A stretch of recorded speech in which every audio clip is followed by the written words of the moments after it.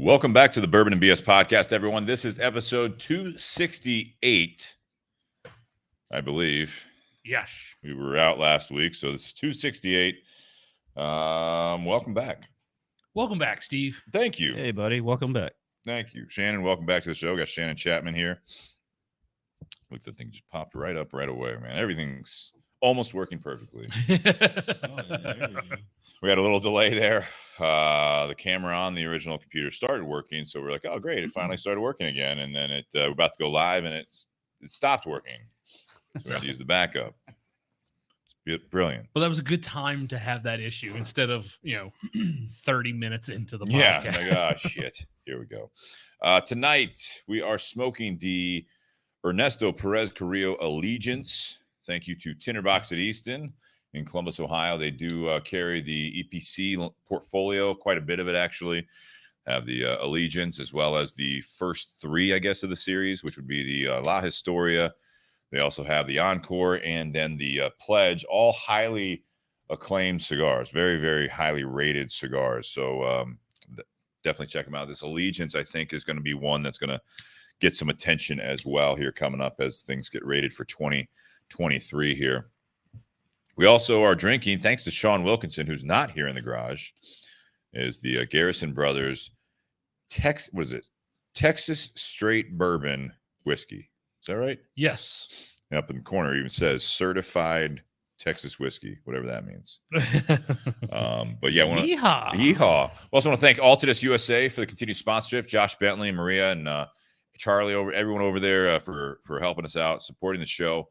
It's fantastic. And also Cigar Company, the gold and silver. We have more silvers coming in stock. We have the Rubito available now, but they will be available in the Toro and also the, as it's called, the Trabuco or the 6.5 by 58 size as well. But all three of the golds are in stock and more being made as we speak. So hopefully we'll keep a good inventory of those. Check those out at Tinder Box at Easton in Columbus, Ohio, or just contact the show or contact Cigar Company and get those out to you. We appreciate the support there. You guys out there, patreon.com/Bourbon and BS podcast. The continued support is fantastic, helps us out, keep this thing streaming, get it on the podcast apps and all that good stuff. And also for one-time contribution, you can use Venmo, and the @ is @Bourbon and BS. So we appreciate that. And if you guys want some swag, Nate, you're the only one that has the swag on the outside tonight, which is the Bourbon and BS barrelhead logo on the black camo. I had that on at the post office today, and Pam always sees it. She's like, oh, my son-in-law loves the stuff I bought off the website. So buyjack.com/Bourbon and BS for all the swag there. Appreciate it. I got the BS 3/4 on, but it is fucking cold again here in Ohio. And you guys gone and messed it up when I was out of the country. 3 weeks ago, we did a podcast. We're like, it's spring again. Yeah. And then the next 2 weeks, it was like, sucks. It's in the 50s. It sucks. Yeah, I was literally watching that when I was sitting in South Carolina, about 72 degrees, beautiful. Yeah, and here we are. It's 40s. Yeah, the weekend we came 51 back. right now. Balmy. Yeah. The weekend we came back was a freaking hurricane in Ohio, so it was great. It's great. You're right. Great is the way to describe it. You're absolutely right. That's perfect.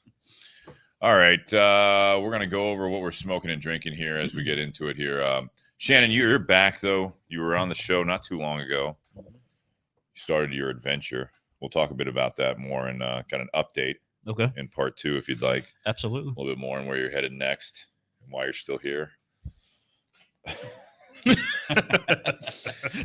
Nate, how are you? He's not still here. He's back. He's still back. I thought you were gone. We kicked you out, sir. I'm sorry, Johnny. I forgot you were there.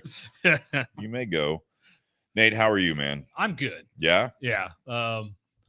Last week while you were gone, Steve, I'd actually texted you about it. Like Monday, I got to work and I was like, you know what? My car's still leaking. Even though they had fixed it the week before. Fixed it is a strong word. Well, yeah. So it turns out that one of the seals on the axle that they had replaced was faulty. And so they got another one. Sure. Classic. And I kept telling them, it's not like it was constantly leaking. Like you had to drive it. Yeah. Because it's where the axle connected to the transmission. Yeah. And so they replaced that seal, drove it. That one started leaking. So then they replaced the whole axle. And so Monday, the owner of the garage actually dropped it off and picked up the loaner that I had for a week. Yeah.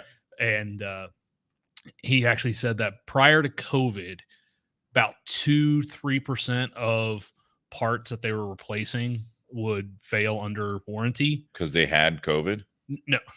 Prior to COVID. I hadn't heard this. This is a new development. Okay, I'm all ears. Let's go here. No. All right, so do they have the vaccine? Jesus. All right. 1 or 2 doses. How many boosters per axle do I need? So all I want. That would have been a racket right there. We're gonna need you to bring in your car for an oil change. It's gonna cost extra this time for the vaccine. What? I'm sorry.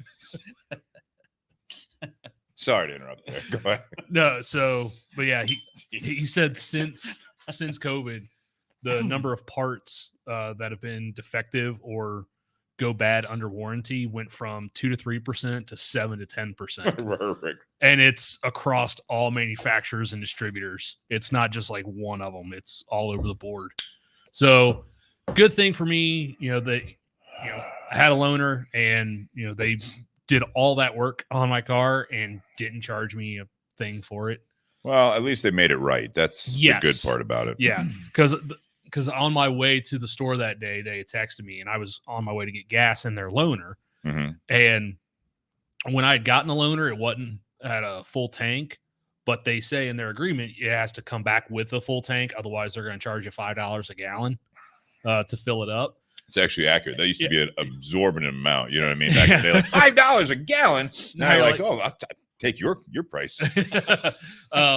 So when he dropped it off, I was like, yeah, the guy texted me that, and I was going to say something to him, but I was like, you know what? You guys just spent dozens of hours, thousands of dollars on parts and labor working on my car without charging me. The least I can do is put in a full tank of gas. Give an air freshener too. No air freshener. Oh, well. But I wasn't allowed to smoke in the car anyway. That is nice of you to do that, though. Yeah.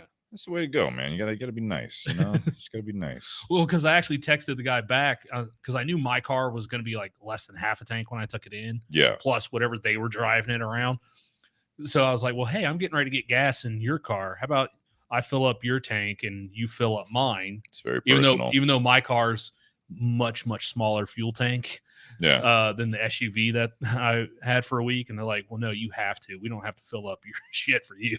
Wow. I was like, okay, fair. That did not go the way you expected, did it? But again, they spent all that time in parts. Yeah. You're right. No, I think it's great, man. It's great. But yeah, so obviously that week, stressing about that, potentially looking at cars. But then it's like, he brought it back. He goes, holy shit, I had no idea how many miles were on your car. And that thing still drives great. I was like, yeah, good. Yeah. I see Ray Cheshire's already out there. It's so good to see Shannon Lee Chapman. That's it, though. Stop there. I'll take all the love I can get, Ray. Thank you, buddy. He says good back. I don't know what Ray is what he's harboring right now. So you said, Ray Cheshire, thanks, Ray. It's good to be back. And he says, is it really, though? Like as though you don't like. Sir, I'm gonna drink to you on your Thursday morning there. It's Wednesday night here, Thursday morning in Vietnam, and I hope you have a wonderful day. Cheers to Ray. I hope you have a wonderful day. Go fuck yourself. Jane, if you're listening, please give that man a hug, for Christ's sake. Jesus Christ. Lord knows he needs one. He said, get over yourself. Yeah. I was like, I'm in paradise. I was checking in. He's like, I thought you said you're in Cancun. I was like, yeah, it looks terrible, though. He's like, you need to get out more. I'm like, what? Jesus. Sorry, I'll go back to drinking all I want and eating all I want. Thank you very much. Yeah, we can never please Ray. Tough guy. Tough nut. Tough nut. All right. What do we know about Garrison Brothers here? Nate, I saw you were doing a little bit of research here. Sean Wilkinson, we wanted to do this with him. He had that septum, or what is it? The deviated septum. Yeah. And so he had a little bit of problem with the healing. I think he's fine, but he said he needs another week. So he was going to be in here, but so we're going to do the Garrison Brothers tonight. Texas, it says it all over it. It is Texas. Yeah. Yep. So they actually were the first distillery in Texas to get a distiller's license. Mm-hmm. That was back in 2006. Everything they use now, they're trying to source as much local grain as possible. So corn, wheat, the barley. Some of the barley comes from Texas. Texas doesn't really have a great climate to grow a lot of barley or grape barley, so they get a lot of it from up north. Yeah. But they try and use as much as they can locally, grain-wise, to make it. Everything's aged, nowadays, because now that it does say straight bourbon whiskey, that means that this is at least 4 years old. Okay. If it was less than 4, it would have to have an age statement that would usually say something like at least 2 years old. Yeah. Could be 3, but now that it says straight bourbon whiskey, that means Is it the straight part of it or the bourbon? Straight bourbon. That's 4 years. Yes. Okay. So kind of like when we had Green River on Yeah. a couple weeks ago. Yeah. There's no age statement. So if it's under 4 years, it has to have an age statement. Mm-hmm. If it is not age stated, but says Kentucky straight bourbon whiskey, then it has to be at least 4 years. Yeah. So Is there this is gonna be maybe a stupid question. Is there a governing body that will check that as they put it out? yes, it's the most regulated item in our country. Well, I understand, but like, does it have to go through this process? Like, okay, it is 4 years. Okay, you can label it this. So it has to go through that. Well, so there are bodies that will, check your, okay, this batch was distilled on, barreled on, Okay. Now you're bottling it on okay, yes, you can use that label. Okay. Because if a distillery out there tried to get around that, let's say they aged something for 2 years only and didn't put an age statement on it and put that, Kentucky straight bourbon whiskey or Ohio straight bourbon whiskey on there, which would give the illusion that it was at least 4 years old. Yeah. Oh, they'd get hammered. Okay. They would absolutely get hammered into the ground. They could literally lose their distiller's license. Damn. All right. so That's I about all. I want to take a look at this thing. So it's not While he something talks that they want to fuck around with. Thank you. All right. So that is pretty serious. Certified Texas whiskey. Yeah. Is that what all you found out? Well, so so I do have the mash bill. It says homegrown and handmade small batch bourbon whiskey made with the finest Texas corn and hill country rainwater, aged in slow growth Northern American oak, harvested from sustainable forests. Yeah. Cooked, so distilled, barreled, and bottled by Garrison Brothers Distillery in Hye, Texas, HYE, Texas. yeah. So Go Texan. all of their See this? all of their buildings, Go Texan. all their buildings actually have rain collection systems, and they filter that rainwater, and that's what they use Okay. for the fermentation and See everything. that too. So yeah, they're actually using rainwater. They're not taking it out of the ground. Are they signing the bottle? Is this legit signature on the bottle? Sean had got a He signature. got it signed. Yes. That's what it was. Yes. I was like, damn, they are all on this thing. Yeah. This dude never leaves a room. But, Sign more. Like, I my can't. hand's stuck. I own the place. Why are you doing this to me? I just want my lunch. use your strong hand. Yeah. But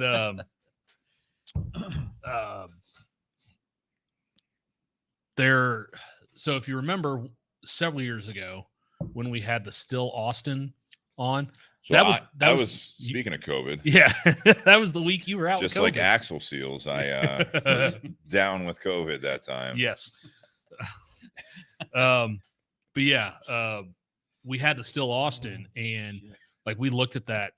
Dustin and I did that podcast, and we were Yeah. looking at that bottle. I mean, and it had some dark color to that bottle, and it was only a 2-year age on it.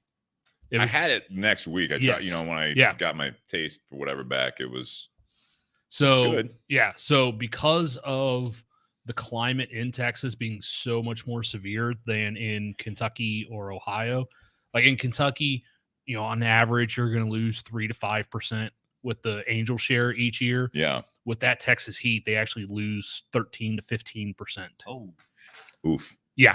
So one of the things that they had started doing, because when they started out, they were using smaller barrels.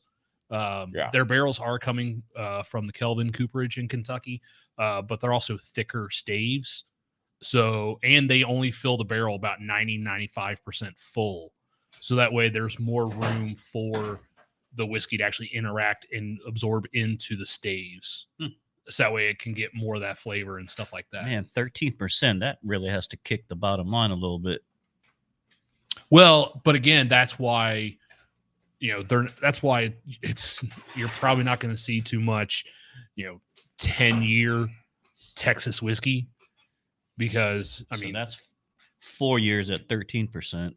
So if they went any more, it's almost like a loss, like a well, you got to remember net. it's diminishing return, so it's 13% of what they put in, then 13% of what's left. So yes, even though it's 13% every year, it's 13% of a smaller amount. So the actual volume of loss each year gets less because there's less in the barrel each year. Okay, I got you. So, but yeah, so that's why, this only being, a 4-year product, that's why it has such rich color to it. Yeah. Is because it, because we've all heard in the last couple of years, about Texas getting Amber some of those, almost, isn't it? Amber. Texas getting some of those. That's more like a caramel, like a dark caramel. I think it's more like caramel. Okay. But no, I mean, obviously we all know Texas has some brutal summers. Yeah. Triple digit heat. But then we've also seen the last few years where in the wintertime, their whole electrical grid will shut down because there's ice all over everything. So did you go over the mash bill? I'm sorry, I was checking like the connections not. there. We were having some issues. I want to make sure we didn't lose the feed, which is shouldn't. I did not. I said I'd found it, but I did not. Definitely corn. Yeah. Like how much corn? A lot. 100? 101 maybe. No, this isn't leather and oak. All right, 70. I wasn't looking. You have to turn your phone away. It's like we're in grade school. Jesus. Oh, that's right. 70. I forgot his eyesight's not good enough to see all the way over here. All right, well, 74. Yes. Seriously? Yes. God, I'm good. All right. What's the other two? Come on. Just leave it there, man. Just give me some credit for a second. I did. Malted barley. There is malted barley. That's the minority of it.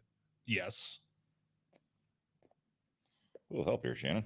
You look comfortable smoking your cigar, but I'm just chilling. Do you want to go back in the crowd? Just sit back there? You're all rested up after that little week away, aren't you? I You're a little ornery over here. I like it. A little fired up. I'm still sweating out the Mexican booze and water.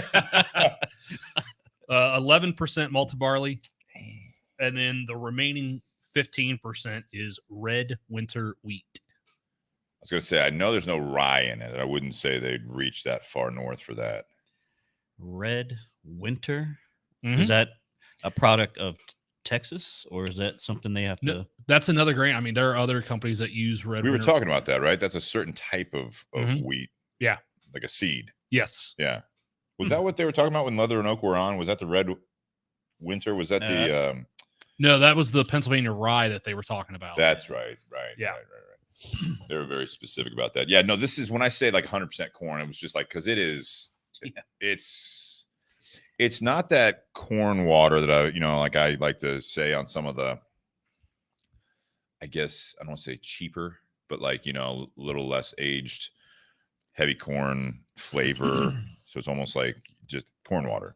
Yeah. This it's a different taste, it's different. I will say that being from Texas, you're not trying to be, I don't think, like your typical bourbon. Which is different, especially when you're boasting that you're utilizing all this Texas grain, right? Yeah. And you have that different climate by far. It's not like us up here where you have, some of the guys that we've had on recently from High Bank, which congratulations if you guys saw that. High Bank got interviewed by Forbes magazine. They had the awards they were talking about. I mean, very big stuff for them. They're killing the game right now. They won best blended whiskey in America for the third year in a row. It's crazy. Never been done. So fantastic with them. But I mean, we're at least closer to the climate of Kentucky area where Texas is not. As you were talking about, Nate, it's like a completely different climate, if you will. Well, and so I went back and looked at that. So Texas, I had the numbers a little mixed up. I had the Texas numbers right in terms of evaporation loss each year. Okay. Kentucky's actually 5 to 7%. Scotland is 2 to 3%. That's why Scotch, typically you see Scotch aged at least 10 or 12 years before it's bottled. They don't have as much law because their climate is so much more stable. So the whiskey doesn't get as deep into the wood, and it doesn't come back out as much. So Yeah. they have to age it longer in order to get more interaction with the barrels. Got it. Shannon, what do you think of this bottle? I am with you on the corn there. It's kind of rips you right off the top. In the nose too. I Yeah. love the What do you nose think? on this. You do. Yeah, for me, the nose, it's got some toffee notes, little spice, a lot of floral. Like that red winter wheat is just very, very floral on the nose. I mean, the nose smells really good, but the taste, man, I don't know. It's not hitting me in all the right It's spots. Texas whiskey, man. And I have family in Texas, so I hope I don't get beat up over this. But Well, I've had some different, Texas ones as well. Like, was it Balcones or Balcones? Yeah. Yeah. Nate, what do you think of this? So, like I said, I love the nose on this one. Yeah. The palate, not a whole. I mean, there's definitely that corn aspect to it. Mhm. Not, that deep, rich, like caramel type of sweetness. I don't get, like the deep, dark fruit notes or anything like that. Like, honestly, this tastes like what you would think of a wheated whiskey to taste more like. It's not, though it's not as sweet as the Green River that we had a couple weeks ago. yeah, It doesn't have that sweetness and citrus to it. I was thinking But- maybe after a few drinks that would kind of start setting in a little bit, just getting over the shock of the palate. But It's very bright as well on the palate. Ray says it sounds like it'd be good in a barbecue sauce. Not a bad idea there. I think it's got some spice to it. I don't know if I think that's where I'm at. And maybe Shannon, I'm more with you on this, is that it has a lot of that corn flavor to it, which I don't know if that's a good thing or bad thing, depending on who you are. But, for me, I think it almost comes across as like just brash, like very like, almost there's a harshness to it as I drink it. But now that I've had, and it's never like totally good. I think that you have to get in like through your first glass to make sure you like it. Like that's not always the drinking experience that people want. But as we're doing this, it's coming across more of a spice on the end of it. It's not as much of a harshness. Yeah. The first couple sips, I mean, it was a little punch to throat. it was talking to you at first. It's talking to you at first, yeah. But it's growing on me a little bit. I know Sean tuned in there for a little bit, and I want to know what he had this thing cracked, so I wanted to see what his thoughts were on it. If he can comment on the feed there, hopefully. Yeah, usually sometimes after a couple sips, it kind of mellows out, and you can start tasting the other notes. But it's just kind of staying the same for me right now. And it's funny because one of the more predominant ones now that are the Texas is the one I mentioned, I think Balcones. But also more mainstream would be the Long Branch, with them having some of that influence but it's not the same thing. It's not the same. But I'm trying to reach there for something that maybe you guys have had that's. Yeah, Shannon, I can tell you don't seem to care for it. I mean, I wouldn't push it away if you handed it to me, but it's not. These flavors aren't my, like the heavier corn flavor. It's just not my thing. It can start that way, but if it mellows out, I'm good with it. But we'll see. Like I said, I'm only like a couple sips in, but we'll see what happens. And Ray says on there, when you say corn flavor, what do you mean? Is it raw alcohol taste or just overly sweet? Neither. Yeah. Corn. Like, yeah, it's definitely not sweet. It's kind of like it hits you in the back of your throat a little bit and just kind of. It's like you made corn, put it in some water, let it sit on the countertop for a day. Yeah, it's like a bland, a little bland, a little. Yeah, when you say raw alcohol, I think a little bit like I'm trying to see where you're going with that. Like if you had like the sour mash or whatever, just like straight out of there, it kind of has that corn and yeast type flavor. So maybe that's what you're getting at there, because I could see that kind of being a direction that I'd go with the corn water, but like the corn flavor. It's Nate kind of hit it on the head. It's like corn on the cob soaked in water that doesn't have any like real seasoning on it. It's just like straight corn. Yes. Just straight corn. Yes. You know, butter, no. Yeah. So it really tastes like corn. Yeah. That's kind of what I'm describing. It's that flavor in a drink in a sense. Yeah. Like if you cooked up corn on the cob, it just did it straight. You just ate it off there. Or, just straight corn, and just there's no salt and pepper, no butter, no nothing. That's kind of that overall flavor. It's not bad. It's just not necessarily, as Shannon said, it's not really like what you're looking for, what he's looking for when it comes to that flavor. And a lot of times we see that predominantly in younger whiskeys. Correct. But typically younger whiskeys from, say, the Midwest. Yeah. Like in Ohio, Kentucky, the one Iowa corn whiskey that we had. Like those are ones that when we taste corn, like, corn water, Steve uses that quite a bit, that it's kind of a youngness usually that we're talking about. The Texas stuff that we've had, even the stuff that's had higher corn contents, we don't necessarily taste it as much because it ages so much faster down there than it does up here. So it's almost odd that a bottle from Texas with 4 years age on it would still have some of that, that potent or that dominant of a corn water flavor. Maybe they're lying. But then again, it is, I mean, someone in trouble over here. 3/4 of the mash bill is corn. So it is, and they boast it. So I don't know. Maybe that's intentional because even on the side of this bottle, it's also food corn. Like it's not feed corn that you give to livestock or anything. Like, I mean, this says Texas born from Texas corn, with a restricted on there.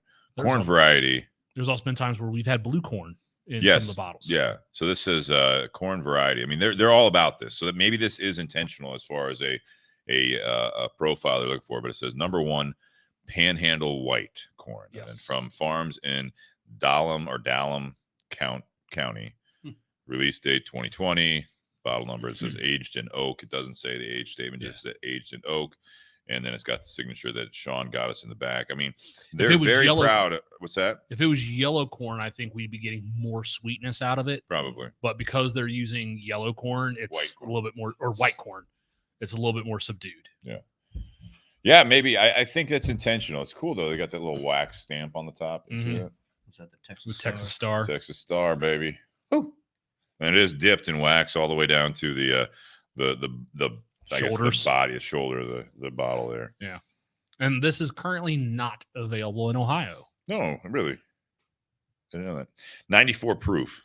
Mm-hmm. 94 proof.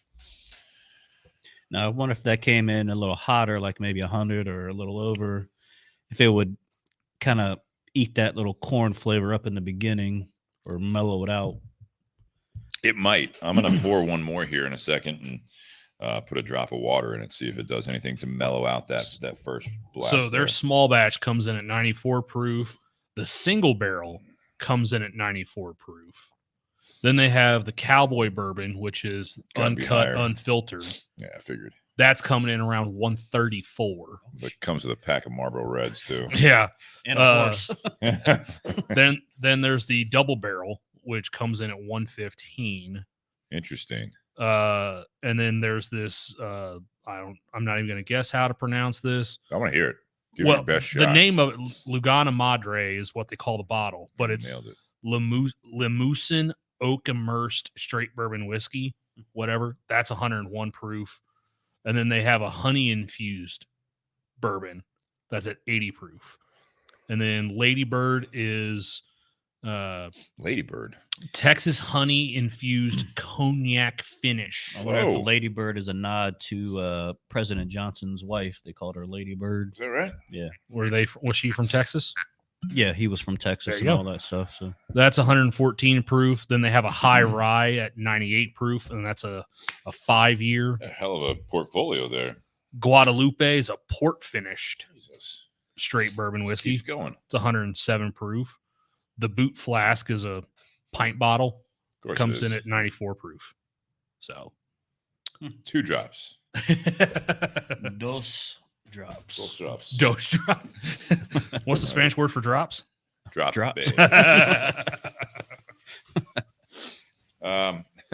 The captions picked that up. Nice. All right, I put 2 drops in there. I'm going to try this out.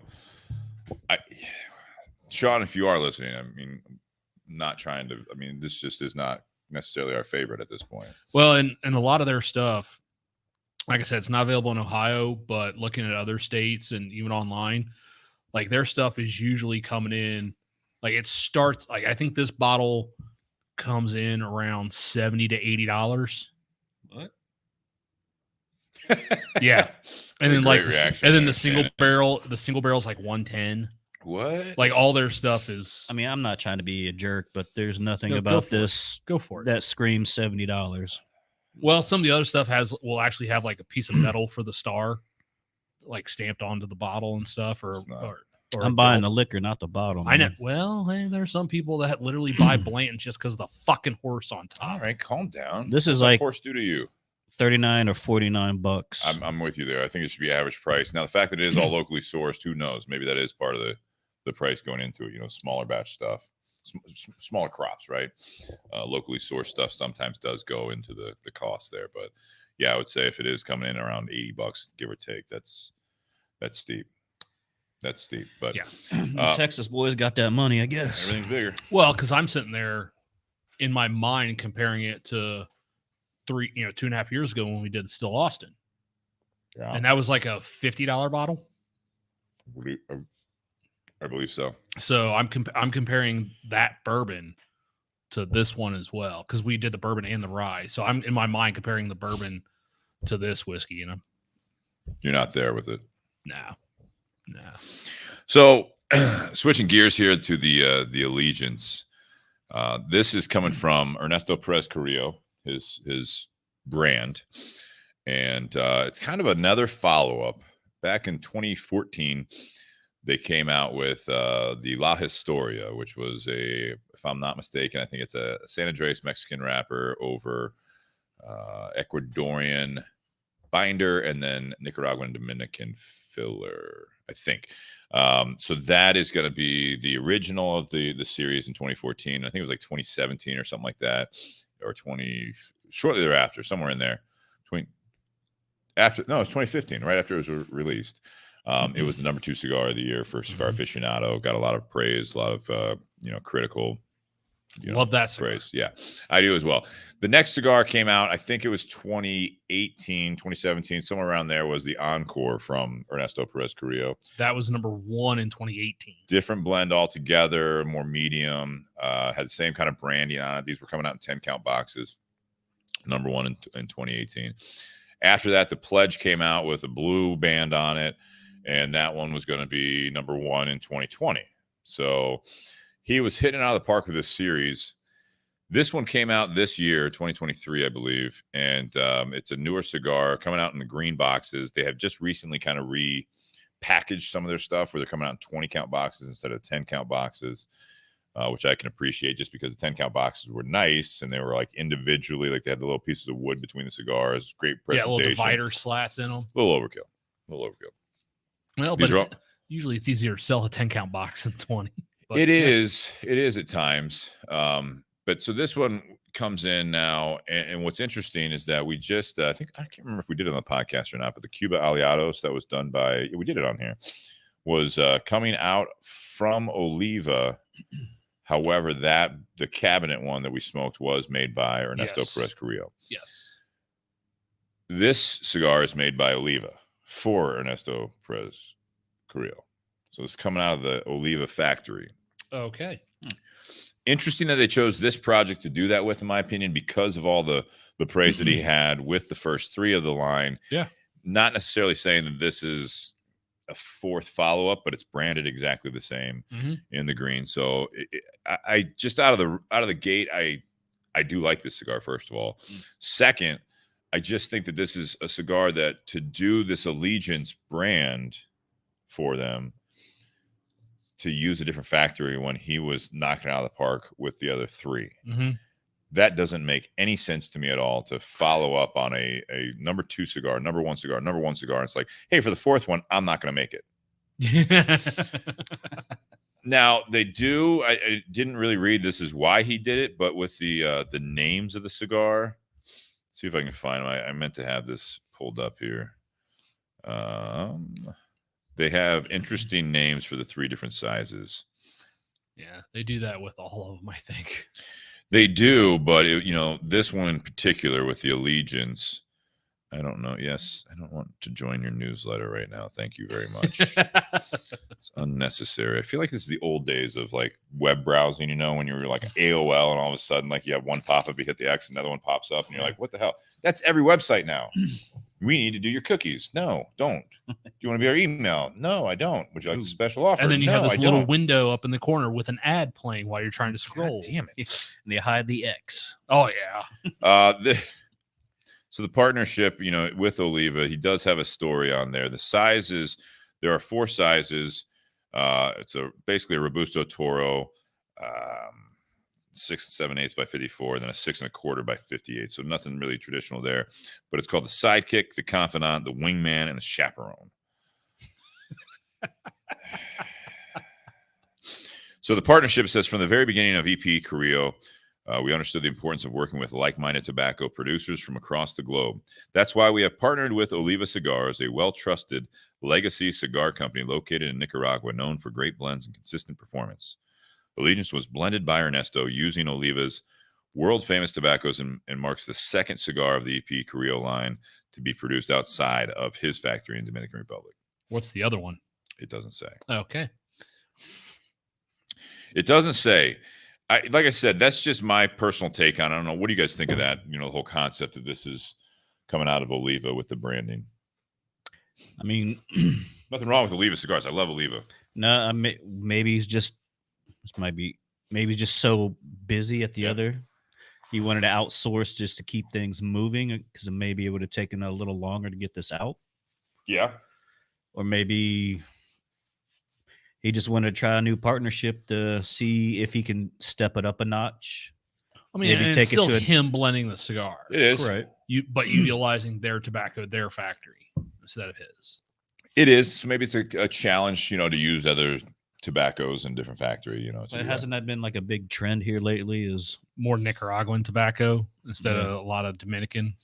Sure, but I think Ernesto had his hands on a lot of it. Doing it out of the Dominican Republic factory. Like I said, that was just my take on it, is that it was an odd choice to go outside of your own factory for a 4th in a line of cigars that are really, especially when the previous 2 were. And I assume the other 3. I didn't even look this up. I just assumed the other 3 were made by him at his factory. Yeah, the previous 2, the Pledge and the Encore. I mean, number 1, 2 out of 3 years. Yeah. And then went number 2, then went number 1, went figure number out 1 again. Made. Now I'm going to go someplace else for this next one. Before we go too far down this, Nate, what do you think of this cigar? I know you said you enjoy it. So I smoked it Wednesday as I was working your shift at the Tinder Box last week, and shots fired. I had a great time. No, I'm good. Yeah, thank you for doing that. Yeah. I sold 5 humidors that day, so Brian was happy. Perfect. I'll go on vacation more often. No, damn it, tried. But no, when I got there, like Brian, he's like, "Hey, just got that new EPC in the Allegiance. Yep. Use that as your shifty. Smoke that as your first cigar." You had not had it yet. I had not had it, right? Because the Tinder Box had just gotten it in while Steve was away, so I had not smoked it yet. And Brian's like, "Smoke that as your first cigar." So, of the previous 3 releases, my favorite was actually the one that didn't get number 1, the La Historia. I'm with you. That's my favorite of those 3 blends. The other 3 out of Dominican Republic. The Encore, I thought was a good medium-bodied cigar. When it got number 1, I was like, okay. I mean, we'll go with that. Not necessarily my wheelhouse. I didn't think that was a Nicaraguan Puro. Yeah, I didn't think it was all that exciting.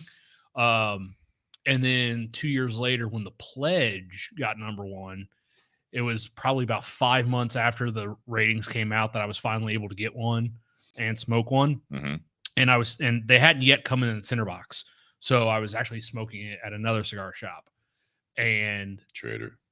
Well, it was one I used to work at. I'll allow it. And I'm sitting there smoking it and I'm going, really? This was number 1? Like, because I remember looking up all the other cigars that were in the top 25. And I'm sitting there going, "Real? This was the best one." Okay. No. You disagreed, it sounds like. I disagreed. Okay, there we go. It turns out, because we've talked about this like just about every year with the staff at the shop. I think a lot of the staff at the shop tends to not agree a lot with Cigar Aficionado's top 25, but then a couple of the other cigar publications we have more agreement with. So let me ask a question, because I've never really looked up all those ratings and number one cigars. Yeah. So when they say they got the top 25, correct?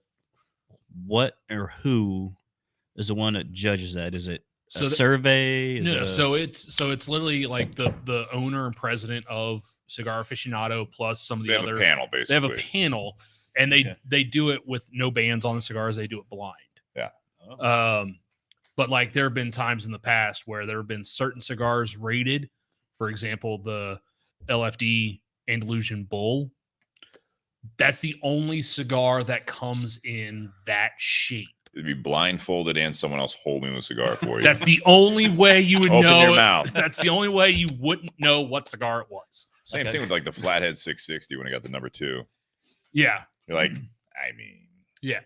So, I mean. Hard box press 60. But the thing. Broadleaf wrapper. Come on. What the two EPCs that got number 1, as well as the LFD, I think when those 3 cigars all got number 1 in a span of 5 years, I think there were a lot of cigar smokers that were sitting there going, they bought that rating because advertising. Dollars. Because there were a lot of people that then got their hands on those cigars and they're like, really? Like, not all cigars get rated. I mean, there's certain ones that you have to be submitted to that in each publication. So it has to come out by ways that it goes about. Yeah. I'm just always like imagining. So you got the guy that runs Aficionado, and you got the big dogs that make the cigars. Are they like sliding a couple hundos in the back door? Like, hey, it costs a lot of money to advertise in Cigar Aficionado. Okay. Costs about $125,000 a year. Oh shit! Okay. Yeah, so it's a major deal. So yeah, you're typically not going to get the number 1 cigar if you don't play ball, I'd imagine. But this cigar in particular, though, Shannon, what are your thoughts on it? This is your first time smoking it? Yes. Okay. I'm absolutely loving this cigar. Nice. It's stayed consistent from light to I'm about halfway through, a little over half. The construction's been great. It's just stayed lit. It's ashing really well. The flavor, I'm loving the flavor. This is to me, and I haven't smoked his other one, so I can't compare it to those. No, but I mean, blind, or just objective, just on the one. I mean, that's great. Yeah, I'm really digging this. The wrapper, it's all staying together. Mm-hmm. I guess it's got the little veins, kind of. Was it? It's a veiny wrapper, but it's not a toothy. It's still pretty smooth. Yeah, but you can definitely see quite a few veins, not like the thick ones that would plug up, not stems, nothing that would plug up a cigar. You can just see the veins in that tobacco leaf, but it's still a pretty smooth wrapper. I'm just loving how it's just the flavor has stayed consistent through this whole smoke. It's very, I would say, one-dimensional throughout. I don't think it's that complex of a cigar changing as you smoke it. Okay. Like it pretty much stays the same flavor profile all the way through. For me, even smoking this one a second time around, of the 4 from this series, the La Historia is still my favorite. This one would actually be number 2. Yeah. Because to me, the Pledge was underwhelming. Because just looking at the cigar, it had a nice dark wrapper. Like you were expecting something to just, come out and, blow your palate out and just, ton of flavor. And you're just waiting for it the whole time. Yeah. And unfortunately, there's a lot of cigars I've smoked from EPC that are that way, where, it's sometimes it's cigars that he makes for other companies that I'm smoking it and I'm waiting for the flavor to kick in. I think Ernesto, if I take it as with him, he's trying to create something different. It's not just trying to make another cigar. I think he's trying to make different things. And that's why Some of them to some people are hits, some are misses. I don't think that it necessarily is going to hit like the same palette. I think he's trying to be a very diverse portfolio. That's what I think when I'm looking at it. Since he pushed it to another factory, he didn't want. So there was 3 more before this one. I think yes, the La Historia, the Encore, the Pledge. He was just trying to get maybe out of that vein and just see. Could have. Just create something different from that line of flavors with something little new, little. I don't know. I think it could be with the story. Yes, there is part of that from that side of it. He was probably blending with Oliva, trying to work on a side project, especially when he was doing that Cuba Aliados limited one for them. So this could all been part of the same type of setup or, visit / working agreement. Let me play with some of your tobaccos if I'm going to do this for you. Cool. Right. I think that there is something there, and maybe this is just me shooting my opinion off here, is that's why he called it Allegiance. And then in his little story on his website says something about, working with another partner, right? And then you name the cigars sidekick, confidant. So like kind of I noticed that theme with the names. of like, this is my loyal, partnership. They got my back. They're my partner or whatever. So it could have done that. Maybe that's why they made the cigar rather than him just buying the tobacco. Could have been. I mean, and they've got great facilities. They've got all the money in the world now with the Belgian company behind them. And so it could have been part of that. That aside, I really like this cigar. I've only smoked 2 before this. One was the Robusto a couple weeks ago. And then I had this size, the 6x52. Yesterday for Tasty Tuesday on my way, gotten back in. So figured let's do a newer one to the Tinder Box at Easton. Hopefully people will try it out, whether you're shopping from the Tinder Box at Easton or wherever you're at. It's a nice cigar. I think I was more surprised first time I smoked it. It was, first cigar of the day. And it had like a richness to it. It had a little bit of spice. There had a little like sweetness to it. In the retrohale, it had a nice little bit of pepper to it. So that's why I was looking at you, Nate, when you're like, I think it's one dimensional. I'm like, I'm curious to see where this goes. And you kind of said it kind of stays more consistent. And I would agree with that. I think it builds a little bit, but I mean, it does overall have the same profile going through it. But I would say the actual profile has a lot going on, for me at least. It had a little less. I did add a couple drops of water to the Garrison Brothers, and it has smoothed it out a little bit for me on the second pour. Because the cigar, the first when I was drinking that, just started off on the whiskey, I was like, this is not helping this cigar at all. This is I think hurting the cigar. I think the cigar, because I still am on my first pour and I haven't added any water to it. Yeah. I think the cigar helps the whiskey a little bit because it makes the whiskey have a little bit more sweetness up front. I can see that. But I do like this cigar. I've enjoyed. This is the third one. Like I said, I've smoked. First one I've smoked with any whiskey, any real thing accompanying it, and I really have enjoyed the cigar so far. Yeah, I'm actually digging the band they put on here too. I don't know the color. I don't know if the other series kind of like. Yep, they do. Yeah, it's very very similar like to the other 3. Okay. Yeah, I love the colors. They all go together very well. And it's got that green, like the box is that green. The whole thing is just this green box. Nice. So, yeah, the branding on this, the marketing behind this whole series, starting with the La Historia, was just beautiful. That's La Historia. Yeah. Okay. He's showing Shannon pictures of that. All of them are box press. And you guys were talking about the appearance of the cigar. I would almost call this, taking off this beautiful band. You're right. It's not the smoothest wrapper, but I wouldn't call it like a rustic looking wrapper. It does have a little bit of, with that box press, it usually will flatten out some things on a wrapper leaf, but I would not consider this the prettiest wrapper leaf, but it's definitely more of a, does it make sense when I say it's like a natural looking wrapper leaf like this? Like besides the box press, this looks very much like a pure tobacco leaf as opposed to overly done up as far as pressed so much that it smooths it out. Yeah, completely. It doesn't have those hard 90-degree corners on it. Yeah, so it's a slightly soft box press. Yeah. But yeah, it does. It's definitely not a Maduro. No, but it's got a nice. It's a darker Sumatra, I'd say. Yeah, is that Sumatra wrapper? Yeah, Ecuadorian Sumatra. Yeah, when you first handed it to me, I was looking at the wrapper. I thought it was gonna come with the kind of like what you're talking about with that big punch, kind of right off the rip, Yeah.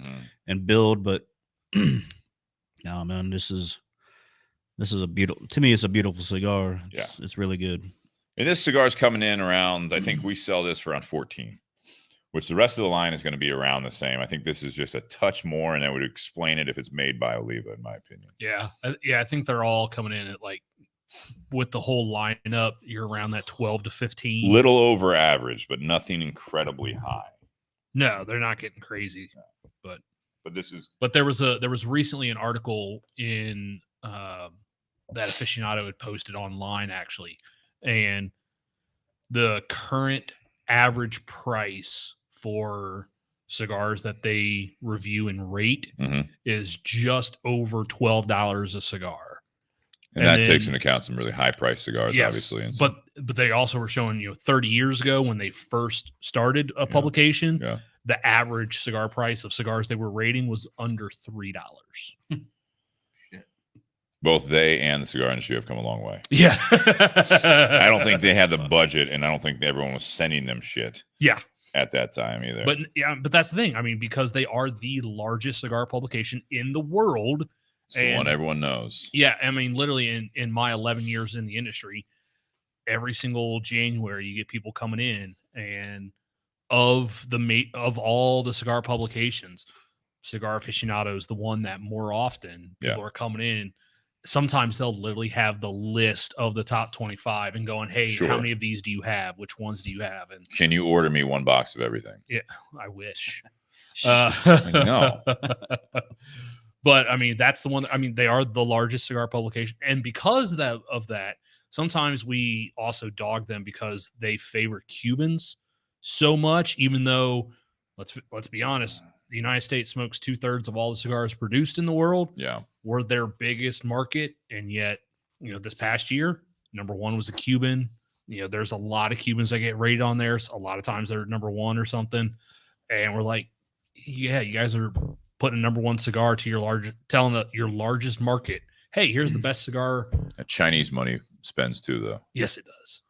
They don't smoke as much of them, but they spend a shit ton of money. They won't tell you they're cashing those checks, but I'm sure they are.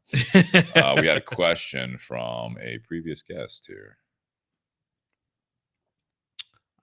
Yeah, I figured that's the one you were bringing up. Yeah, Ryan Venrick says, is there huge differences between box press and rolled, or rounded, or just the way they are manufactured? It really is just the way that they're pressed. Yeah, the way that they're made. For the most part, we've talked to some where sometimes they either add or take out a leaf of the filler. Yeah. So they're trying to blend for flavor. So sometimes they will add or remove a leaf from there. So in short, yes, there's a difference, but it really depends on the manufacturer. And you won't know if it only comes out in a box press. Right? Yes. Yeah. But when there's like a 6x52 round version, a 6x52 box press version, you will find some differences in the way they taste, just because of partially that, and also just the way that they smoke. Yeah. I mean, Ricky Rodriguez was one that I know that he had said something about, I think it was him, that he liked box press because of the way that when he smokes it, there's no, not saying there's big gaps, but it's like it almost fit in his mouth easier. Mm-hmm. And I mean, that does less air and all that stuff. And when you're sucking on a cigar, typically you have a pretty good seal around it. Yeah, typically. But I mean, a lot of the, and I've said it before, a lot of the CLE and Aroas smoke great in that box press because the top edges on those cigars will be a really hard 90-degree press, but then the bottom edges will actually be rounded. You like the CLE Chile, don't you? I do like the Chile for a milder cigar. From now on. It is? Yeah, it's going to be round from now on. Motherfuckers. No, I'm kidding. I'm looking forward to it. As is the Prieto. I mean, that sound is Nate pouting as he walks away from the table. Why does that? I mean, I know it doesn't affect you, but why in your mind was that? No, it's not a deal breaker, but oh shit. No, I'm just stop breaking things. I'm Nate. just being dramatic.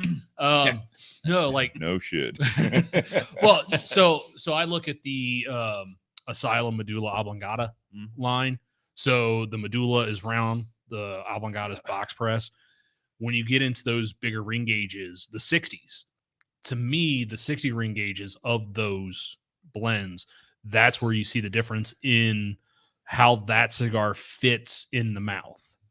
So for me, on the Robusto and Toro of those two blends, the regular release and then the Maduro, Robusto and Toro, I prefer the round, but in the 60, I prefer the box press because it's not as big. Because doesn't feel as big. Yeah, because it's wider, but it's not as deep. Yeah. Like it's more of a rectangle press than a square. I think in the industry, Ryan is not as well versed in the cigar world as he is in the bourbon world. But I am of the opinion that when it comes down to this stuff, especially with like EPC doing this, he's putting out some of his more, even though they're not really premier priced, but this is more of his premier brands, highly ranked brands, blends, I guess, if you will, but brands also. Padron. I think Padron was the one that really revolutionized the way that the perception of a box press cigar is. Absolutely. When they came out with the 1964, the 1926, and going forward with that, they really looked different. They were box pressed. They were fairly hard box pressed especially for the time, in my opinion. And so from here on out, because of the clout that Padron Anniversary Series and 1926 series carries, you put out a high-end cigar, it actually can benefit. There's a perception that it is a more expensive or harder to roll cigar if it's box pressed than if it is round. I think there is. We had this experiment. We were talking about Nook from CLE was in today. We had the experiment several years ago at the Smoking 10 event where they had the Medulla Oblongata. I think that was 2019. 2019. Tom Lazuka was there from Asylum. And we were handing those out. And they used to come in the 50 count boxes, 25 Medullas, 25 Oblongatas. The Medulla was round. Oblongata was box press, same blend, all that stuff. And Brian Joyce, the owner of the Tinder Box, he thought, they kind of had not a bet, but well, we're going to run out of one. And then whatever's left, you're going to have to hand out. And Brian thought that a lot of our audience and customers were for round cigars. And Tom and Nook were like, nah, I think the box presses usually do better. Yeah. VIPs went through, about 100 and 150 people went through on 2019. And Brian stopped by. Nick was telling the story today. And it was like, how are we doing? And they're like, you were dead wrong. Yeah. Everyone was like, because they're like, do you want the round? Do you want the box press? Box press. Yeah. And there's I think there's a perception on it. Yeah. You nailed it. And I think it goes back to the Padron thing. So that's where I think Ernesto Perez Carrillo coming out with these cigars, starting with the La Historia, with that presentation, the 10 count box, individual, pieces of cedar. I mean, they're glued in there. Yeah. So, I mean, this cigar, you got 10 cigars in the original pack. It's like cigar, wood piece, cigar, wood piece, cigar, you know what I mean? And so it's a heavy lacquer box, and it was this gorgeous La Historia box, and everything else after it followed suit. The presentation, walk in a humidor, you see that. This is only $14. Yeah. They must have it marked wrong. I got to grab the whole thing. You know what I mean? Just because, and then you get the ratings on that. You can throw number 1 on, number 2 on the first one, number 1. Now you're going to come out with this one. It's like, people are going to buy it. Yeah. But then you look at, most of the rest of his portfolio, right? Dusk, Inch, Connecticut, everything. It's round. Absolutely. I always had that perception. I'd never smoked a box press until the Oblongata. That was my first one. And I've kind of been, I don't lean toward them, but if I see one, I'm like, I do like a good box press. Yeah. And it's kind of interesting since we were talking about, Asylum, those cigars are, made by Christian Aroa. And when you look at the actual Aroa line, the premium line of those, you've got the original 20-year Maduro, the 20-year Colorado. Those are box press. Yeah. But then the original Corojo, the CBT, the dark, the Aroa dark, and then the Yamastron, those are all round. They are. And not to stay on this tangent for too long, but when Christian came out with that, I remember Nook brought those into the shop, and looking at them like, oh, that's obviously a swing at Padron. You know, first 20 years, it's all dialed up. You know, he's got like that beautiful gold with the not hologram, but kind of hologram on it, you know, and it just really like was dressed up. All right, yeah. So that's your Padron anniversary. Cool. And it's smoked at the same caliber as the Padron. So I mean, it was like one of those things. Like, I just think that if you're in the industry, that's for at least previous 5 to 10 years, if you're coming out with your flagship, it might behoove you to do a box press. It really would. Does that mean we're gonna ever see a BS box press? Probably not. Okay. I'll sit on a couple of them. Here you go. It's a custom roll. Stick it under my tire real quick. Right. Why is this flat? Shut up. Smoke it. Tastes better or worse? It's the BS gold waif. This thing's kind of plugged. Suck harder. Whoa. All right. I'm gonna let that one ride on through. I don't know why you guys got to take it there.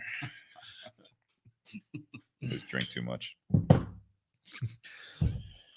Charlie Creekmore says Perdomo did the box press as well back when he started in the 90s. Yeah, you're right. Perdomo squared. I remember that. I don't remember. I wasn't smoking then, but I remember seeing that. With this, I think let's roll into the end of part 1 here. This is where we rate these things. We talk about them for an hour, for better or worse for you guys. Looks like Ryan Venner, thank you for tuning in and asking. That's a great question. Again, I love having some of the whiskey people ask cigar questions. Cigar people ask whiskey questions. It's always a fun time. We've had some a little heavier on the whiskey side, you know, before my vacation there. Lined up several people. We have some people lining up now. But then before that, we were real heavy on cigars. We're going, yeah, it's like waves, man. Yeah, it's like 3 or 4, and then it's like 3 or 4, you know. So, yeah, so the whiskey, the cigar, and the pairing, the ratings are out of 10, 10 being the best. We do 3 ratings. The whiskey is going to be the Garrison Brothers Texas Straight Bourbon Whiskey. Cigar is the EPC or EP Carrillo Allegiance, and then we pair it for however you think they pair. Your own subjective way of doing it. So Shannon, go ahead. You're no stranger to this. All right. Pass the bottle before you do it so we don't cheers with an empty glass. So the whiskey, I'm definitely not a fan. Because I just don't like that corn water flavor. It just sits wrong in my palate. It's just something I always steer away from. If I have a taste of it, I'll never go back to it. I'm going to give this probably a 3. Oof. One of the biggest thing is the price. 10's the best. Yeah, so the price compared to the flavor and the drink it's way off for me. Like if you were to push this over a bar to me, I would drink it, but I would never ask for it again. Not say thank you. Yeah, I give you the stink eye after we're done. Look at her dead in the eye as I take a sip. He's got me looking back like, when was the last time we ever gave anything that? Yeah, I'm honestly. You did it off camera. Off camera, I once gave something to 2. Okay. Yeah, it's just. Hey, man. Yeah, it's just what I feel. It's nothing I'd ever reach for, especially at that price. To me, that was crazy. But the cigar I am loving. I'm going to give this an 8.5. Like we said, the flavors are great. The construction's great. Like I didn't get to try the other flagships, but I am digging this. And would you go to try the other 3? Oh, absolutely. Absolutely. Yeah, I think that's the way it goes with this line. So I'm going to have to go back and check out the other ones and see where all the comparison down the road is. But yeah. So 8.5 on the cigar. The pairing, it's not helping the whiskey. I haven't even finished the first glass, so if that tells you something. But the pairing, I'm going to give it a 6 just because the cigar is bringing it up. All right. Yeah. All right. Yeah. So I literally just did a quick flip all the way back to episode 209 and actually saw a few 6s in there on whiskeys. Yeah. Yeah. Guess who gave those? You. This guy. Nate, go ahead with your ratings here. You call me the Irish judge. How's that? All right. Well, he's ornery. Yeah. Yeah. Shannon's going to give me a run for my money. Whiskey, and I had this in my head before Shannon. I'm not as low as Shannon, but 2.99. Just because I want to be the lowest.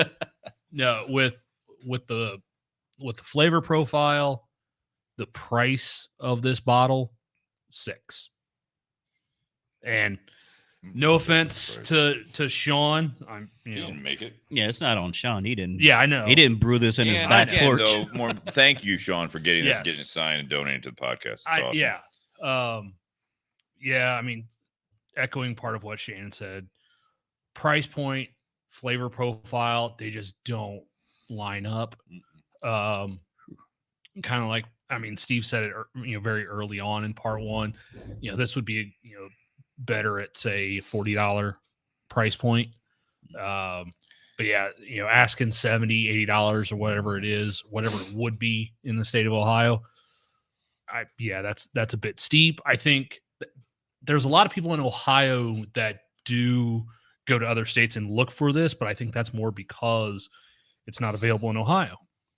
The same thing with Cuban cigars. Like, are Cuban cigars the greatest cigars? Well, not really, but when you can't get them, you want them.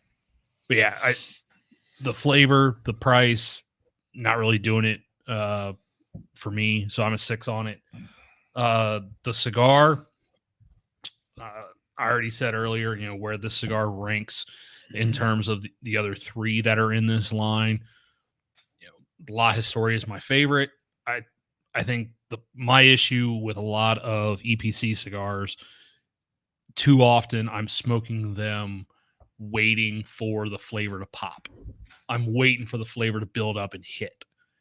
And this one, with the color of the wrapper, him coming off of 2 number 1s and a number 2, like, for me, this, again, like the last 2, kind of falls a little flat. I'm a 7 on the cigar. Oof. Real quick for Deb, can you shout out the whiskey for her real quick? This is the Garrison Brothers Texas Straight Bourbon Whiskey. This one, I think they may have done away with this, because when I look on their website, this one's not on their website. The small batch is. So this may be the small batch. That's what they changed it to. Yeah. This may be the small batch. We've been sitting on this a little while. Yeah, before it was actually labeled small batch, which, looking at some of the other things that I had read about this product, since this is before it got the small batch tag on the bottle, this actually may be a 3-year bottle, but it doesn't say it, so we have to assume at least 4 things. What do you think of the pairing?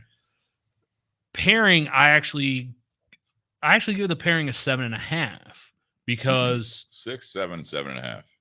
Because I think the smoking the cigar brings a little bit more sweetness in the front of the whiskey, but not a corn sweetness. Mm-hmm. Like, it starts to then develop some of those more traditional bourbon notes that weren't there in and of itself. Got it.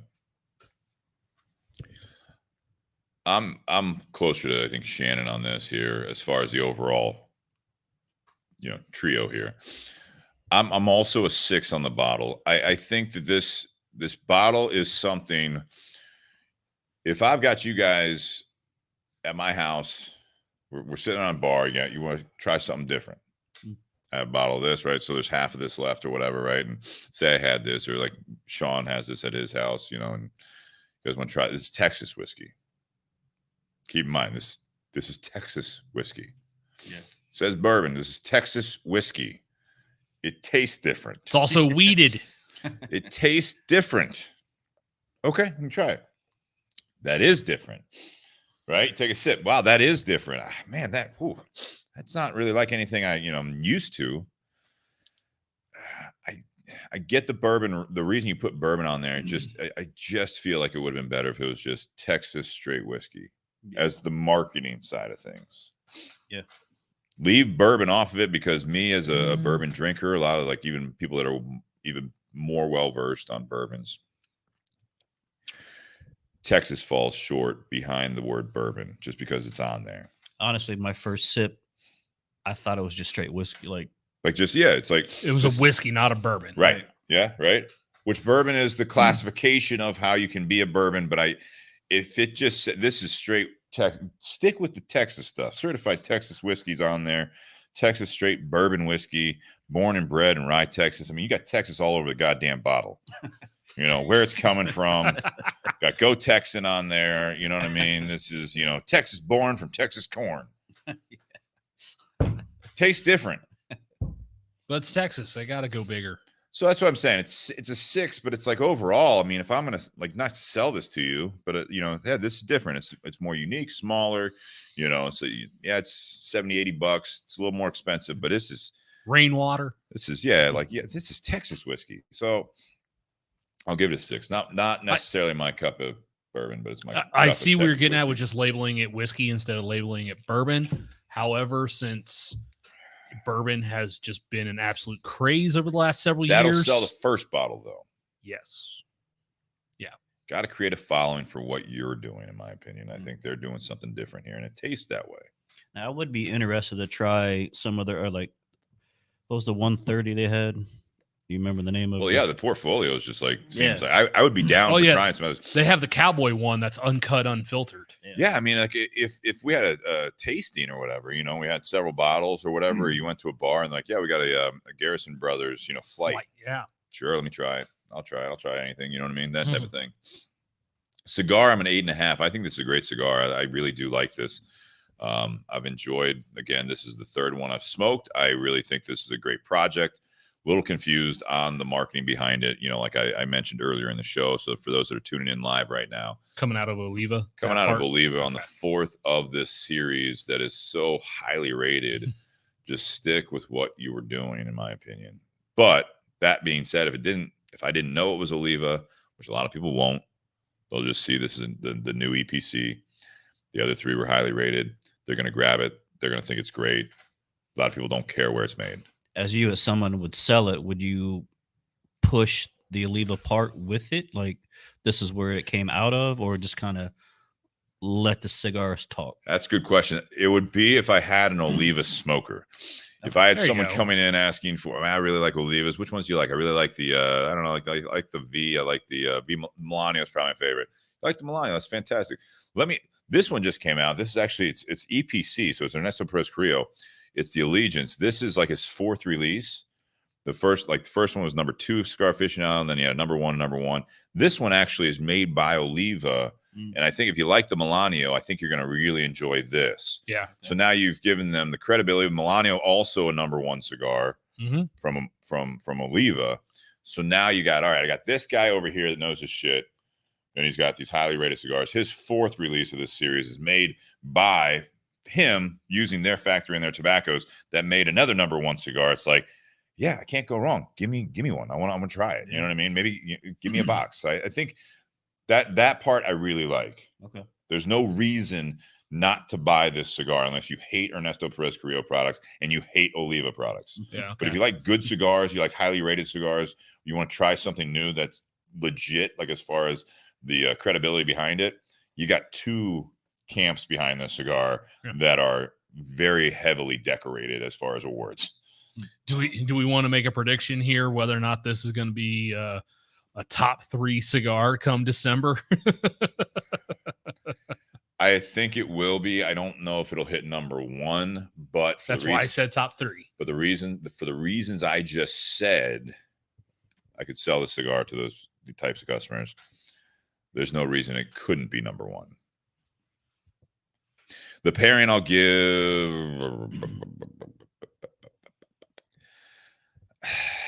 7. Give it a 7. Yeah, I'm not a huge fan of this bottle. The cigar, like I said, the first glass, I was like, this ruined the cigar.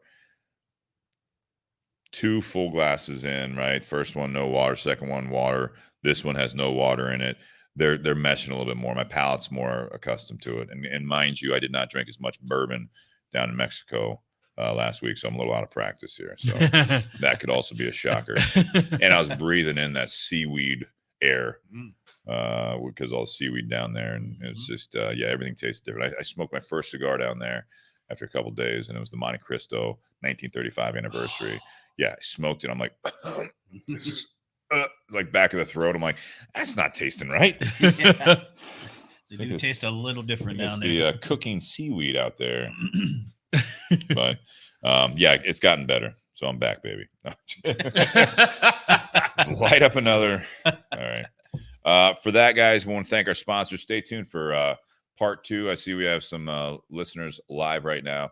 If you're listening on the audio after the fact, make sure you click over to part 2 and check out patreon.com/bourbon and BS podcast. If you guys want to do monthly contributions, or Venmo at Bourbon and BS for a one-time contribution. We also want to thank Tinder Box at Easton in Columbus, Ohio for the EPC Allegiance. Check it out. They have that. They have the other 3 we were talking about, the Encore, the La Historia, and the Pledge available from Ernesto Perez Carrillo. And then also check out Altadis cigars. The one we have coming up, we just got this back in at the Tinder Box at Easton. This is the Romeo y Julieta Nicaragua. So this is that white and orange blend that is kind of shadowed by other stuff from them. So check that out along with all the other great Romeos, Monte Cristos, Upmans, everything else that comes out from Altadis, and the BS Cigar Company Gold and Silver as well. You guys want some swag, buyjack.com/bourbon and BS for any of the swag, like the hoodies, the 3/4 sleeves, and the different t-shirts on there. So check those out. Real easy print to order. They'll ship it straight to you. Guys, happy Whiskey Wednesday. Shannon, safe travels. Thank you. Thank you. Sorry. There we go. Cheers.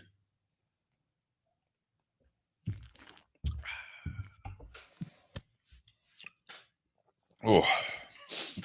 Wow, a 3. That's Sorry, man. He ain't holding back, man. He's not that's holding fine. back. I think that's probably the lowest rating ever since we had Josh Bentley on with the cachaça. Official rating? Yeah, Because the other one was the the Wiggle, organic.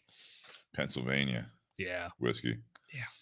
I thought Nate was just bitter he wasn't on the camera that day, because he's sitting back there. He's like, yeah. I was sitting back there. I'm like, it's like, Jesus, dude, you'll be on next week. I'm no, sorry. no. It was, oh god, it was just terrible. It was Fuck terrible. this whiskey. Oh no, it was bad. It was bad. And shit. I actually had someone come in the Carfanas yesterday looking for cachaça. Yeah. And I was like, shit, why do I know that name? Oh, yeah, I think That's I actually the do. Brazilian, right? This is the Yeah. Brazilian liquor. Yeah.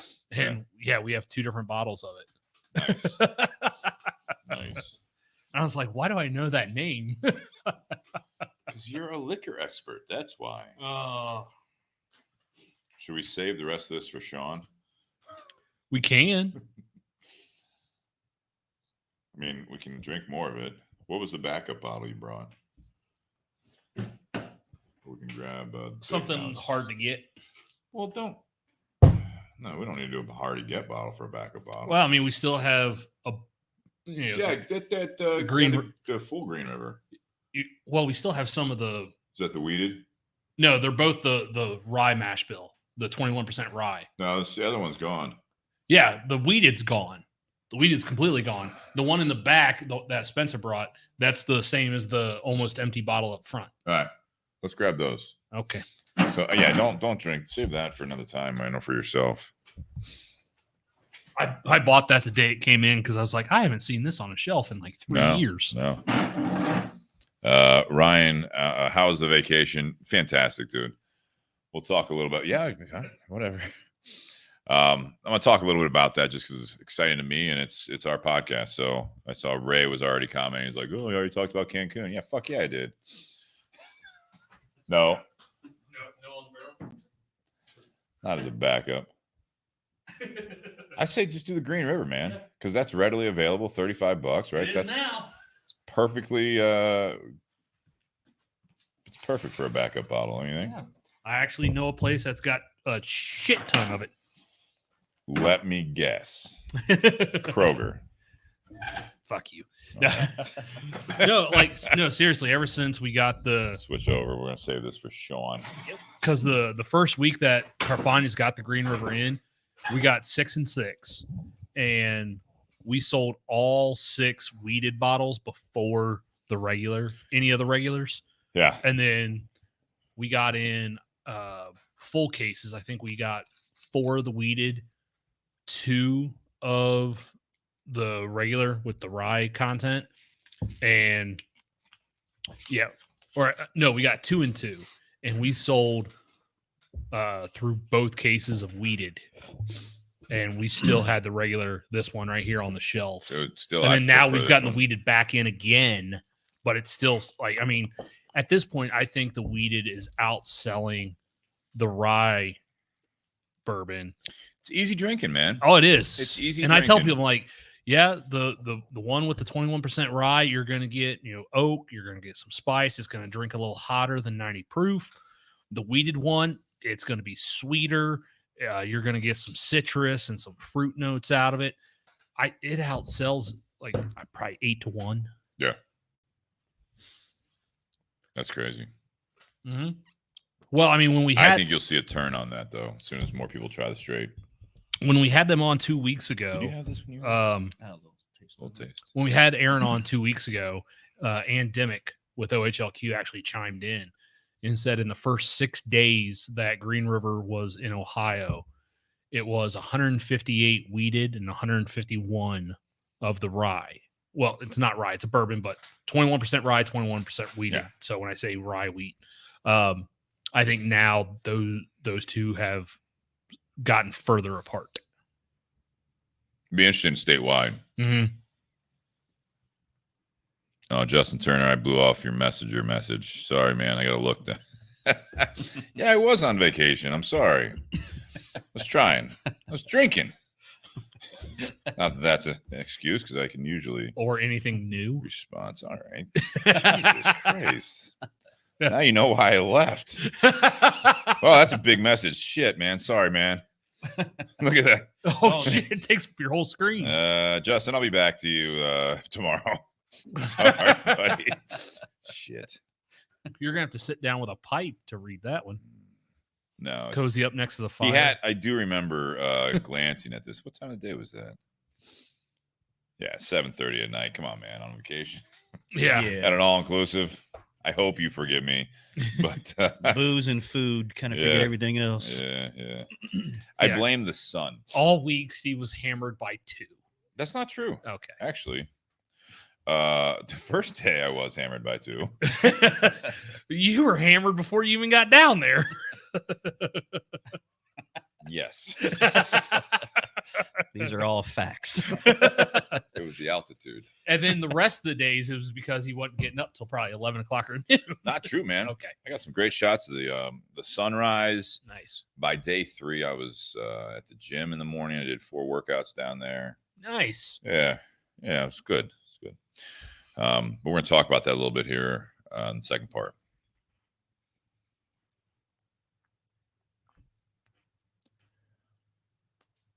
Welcome back to the Bourbon and BS podcast, everyone. This is episode 268, and this is part 2, Beyond the BS, joined by Shannon Chapman and Nate Hale. I'm Steve Crane. We are still smoking on, not all of us. Some of us are still smoking on the EPC Allegiance. Catch up, boys. Come on, man. Right. Steve's done a lot of talking, and you lit up before I did, all right? So, yeah, we're smoking the EPC Allegiance, and now Shannon is smoking the Romeo y Julieta 1875 Nicaragua in the white and the orange. This is good. I was going to ask, is that an AJ? I don't believe it is. I'll look it up real quick. I grabbed this. I've smoked it a few times, but we got in a few boxes at the Tinder Box at Easton in Columbus, Ohio. And so I was like, hey, we haven't smoked this in a while. Might as well grab it for the second cigar. And yeah, it's medium bodied for sure. But anyways, yeah, Tinder Box at Easton, Columbus, Ohio. If you guys are interested in the any of the EPC line there, as far as the 4 big heavy hitters, the La Historia, the Encore, the Pledge, or this new Allegiance, check them out. Or wherever you're at, check out your local brick and mortar. Hopefully, we also do ship at the Tinder Box at Easton. So if you're interested in like maybe a 4 or 5 pack or something like that, at the very least, we can definitely get that out to you. Also, Altadis USA, like I said, thank you for the Romeo y Julieta here that we're smoking. What do you got? Plasencia. There you go. All Nicaraguan. Yes. All Nicaraguan. Nicaraguan Puro. Love that. Check them out as well. All the great brands from Altadis USA. And then also Be a Cigar Company. The gold and silver. Gold is made by Plasencia, and the silver is made by Espinosa. So definitely check them out. They're going to be in stock fully, the silver, hopefully by next week. And maybe we can get some out to some of you that have been waiting on those. If you guys look for swag, buyjack.com/bourbon and BS for any of the hoodies, the 3/4 sleeves, t-shirts, all that good stuff. I do have a special surprise coming for a few of you guys here. Getting close to probably next week will be the 3/4 sleeve season. I've got it on right now. Under the hoodie. Right. If you guys want to contribute to the show, we appreciate all the support. Patreon.com/Bourbon and BS podcast or Venmo @Bourbon and BS if you want to do a one-time contribution. We appreciate that.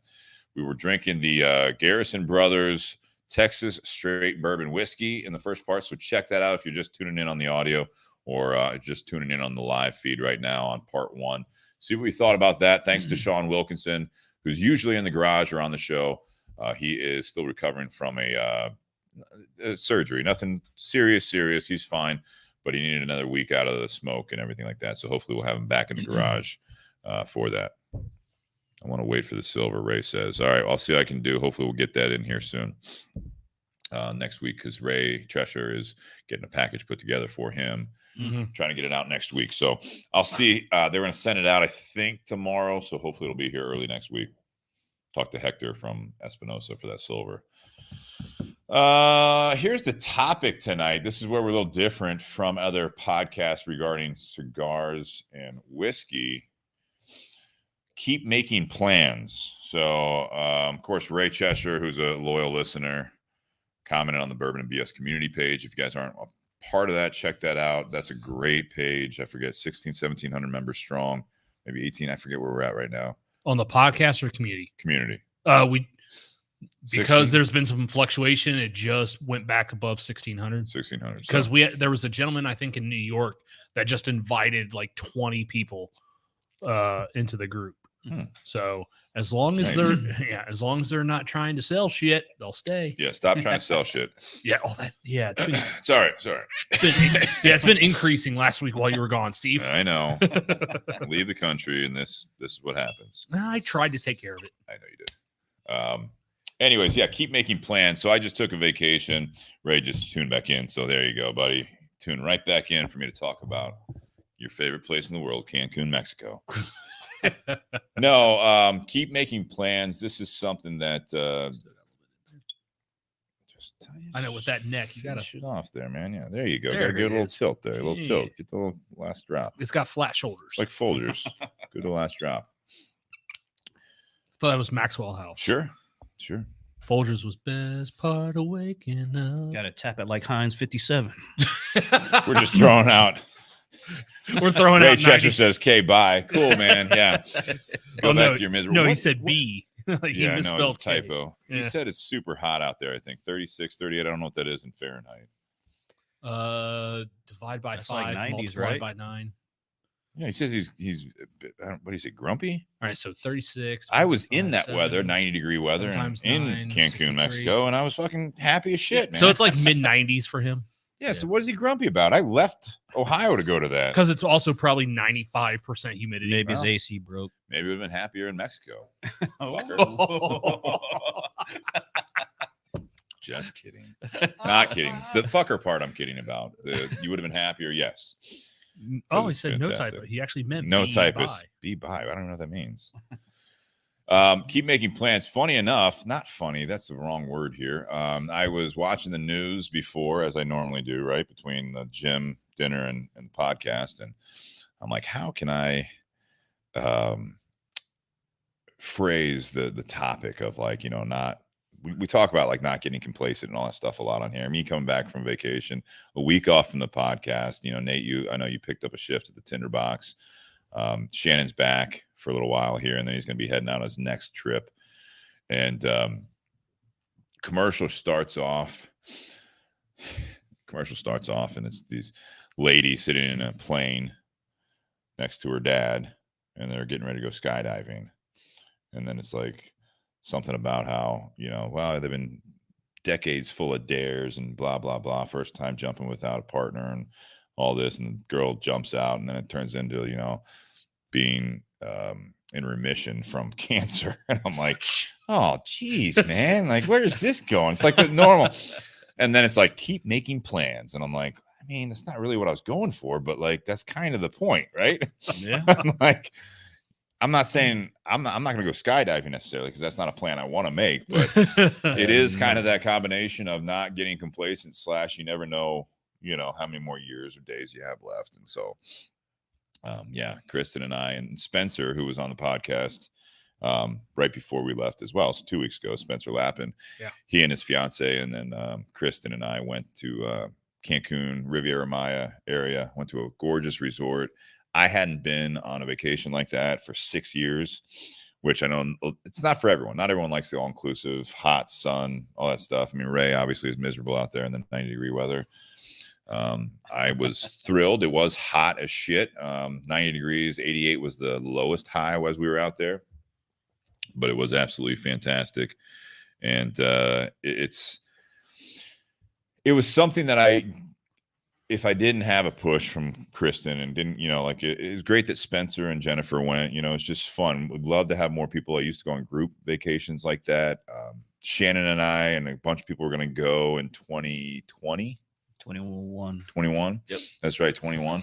I didn't go. My life situation had changed in the meantime. You went on that one, or yes. Yeah.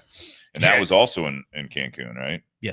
Instead, you and I went to Louisville. For 3 days. But those types of trips are great. It's just it's so easy to just not take the time off from work or your chores or whatever it is.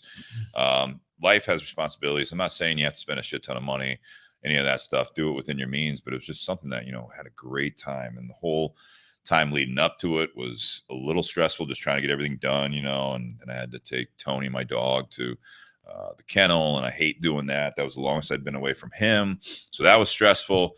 And it's like, once you get down there, hopefully I have smooth travels. And sure enough, we did.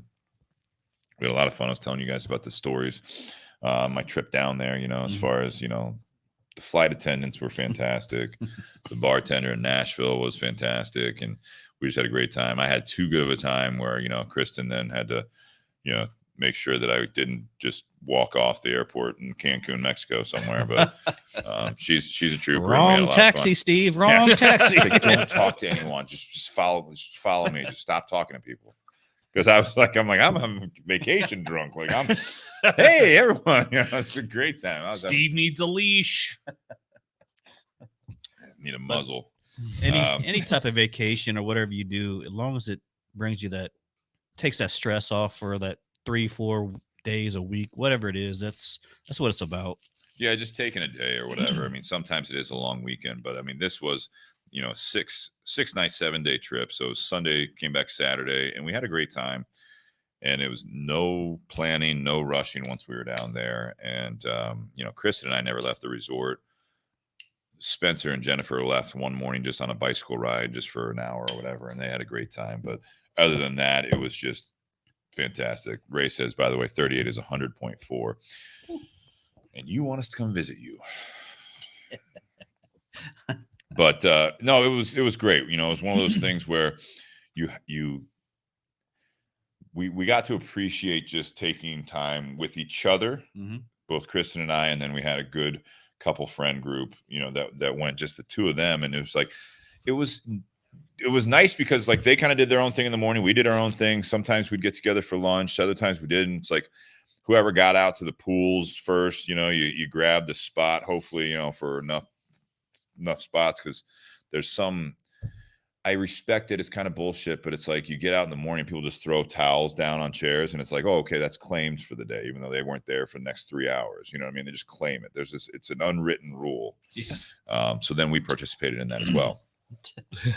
But I mean, it was great because then you just did that, and then we had dinner at a different place all the nights. We had a different restaurant on the resort, and it was just fantastic.